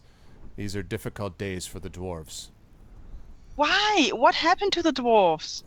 And he says, where have you been, lass? You haven't heard Well, about the attacks? The villages being destroyed? And he lowers his voice and he says, it was only about 2 weeks ago that one of our great mountain homes was stove in. Nobody knows why, but they knew that there were a whole set of stone giants that walked away from it. Not a single one of our people made away. And he looks over at Illavarn, who looks like really kind of is trying not to look, but he's obviously really upset. And he says, much of his clan was killed in that attack. You can understand why he's not that interested in making peace with a crazy giant based upon your say-so and a dragon's. Ultimately, the dwarves have to stick with the dwarves, and I'm doing as much as I can to let you go this far. Where We've I've gone been? from under attack to a week. We were coming from Nightstone, which is kind of far away from here. And he nods, he says, you'll be at Bryn Shander in the next hour or so if you keep at this pace. Then you'll have a week to do what you need to do there. If the report you get is a good one, then we'll let things go. If what? Sorry, just repeat that last bit. So we get a week to do what? You have a week to be able to fulfill what you need to do and to prove to us more than just your word, but actual evidence that this is not the castle that's been responsible for attacking, that this isn't one of the giants who's been raining death and destruction, and that I don't have to go back and explain to more people like Illafarn's clan, and he points his finger over at Illafarn, who looks away, why it is that I'm letting people go, because a halfling and a half-orc and a crazy giant tell me to. Now, if you don't understand that, I can't help you, but the conversation comes to an end now. And you can tell that he's getting a little bit agitated. Wait, I need one detail. Does it mean that the giant castle has to stay in Bryn Shander for the week? Yeah. So what he explains to you is that as a sign of good faith, they want the giant castle to basically stay around. Doesn't have to be on the ground, but to stay around and in the vicinity of Bryn Shander, and it will be kept watch on by good aligned forces, apparently. I'm looking over to Sephiroth. Would you be willing to stay in Bryn? I'm looking over to our wonderful giant. Would you be willing to stay in Bryn Shander for the week? And he says, well, I did have my research that I had to conduct elsewhere, but if it will allow the little races not to fight and battle each other, he seems very unconcerned about any threat to himself, then I suppose I'll be willing to do it. I would, however, ask, Clarion, that you not come right next to my tower again. My griffins are a little troubled by your presence. And Clarion kind of lazily grins and, picks his teeth with one of his talons. And so... Then we are decided then. We are decided. We have a week. We decided. And Volek turns and says, and it's not bad timing. You can see for yourself. And as everybody turns, you can see in the far distance, just over the edge of the cloud and like in the distance in the horizon, what looks like a dark area that is approaching. And the dark area, if you have it right, appears to be the oncoming city really, of Bryn Shander. And I think that right there is where we are going to leave it for the day. This was an aerial adventure that we had today, but these guys managed to ward off some crazy cultists, and then they managed to ward off some, some dwarves that may have been misled. And but they not a drop of enemy blood spill. And here's the news that you guys will be happy to hear. After dealing with Zephyros, with the cultists, and with the dragon, I'm happy to say you are now 5th level. So you've now gone up to level 5.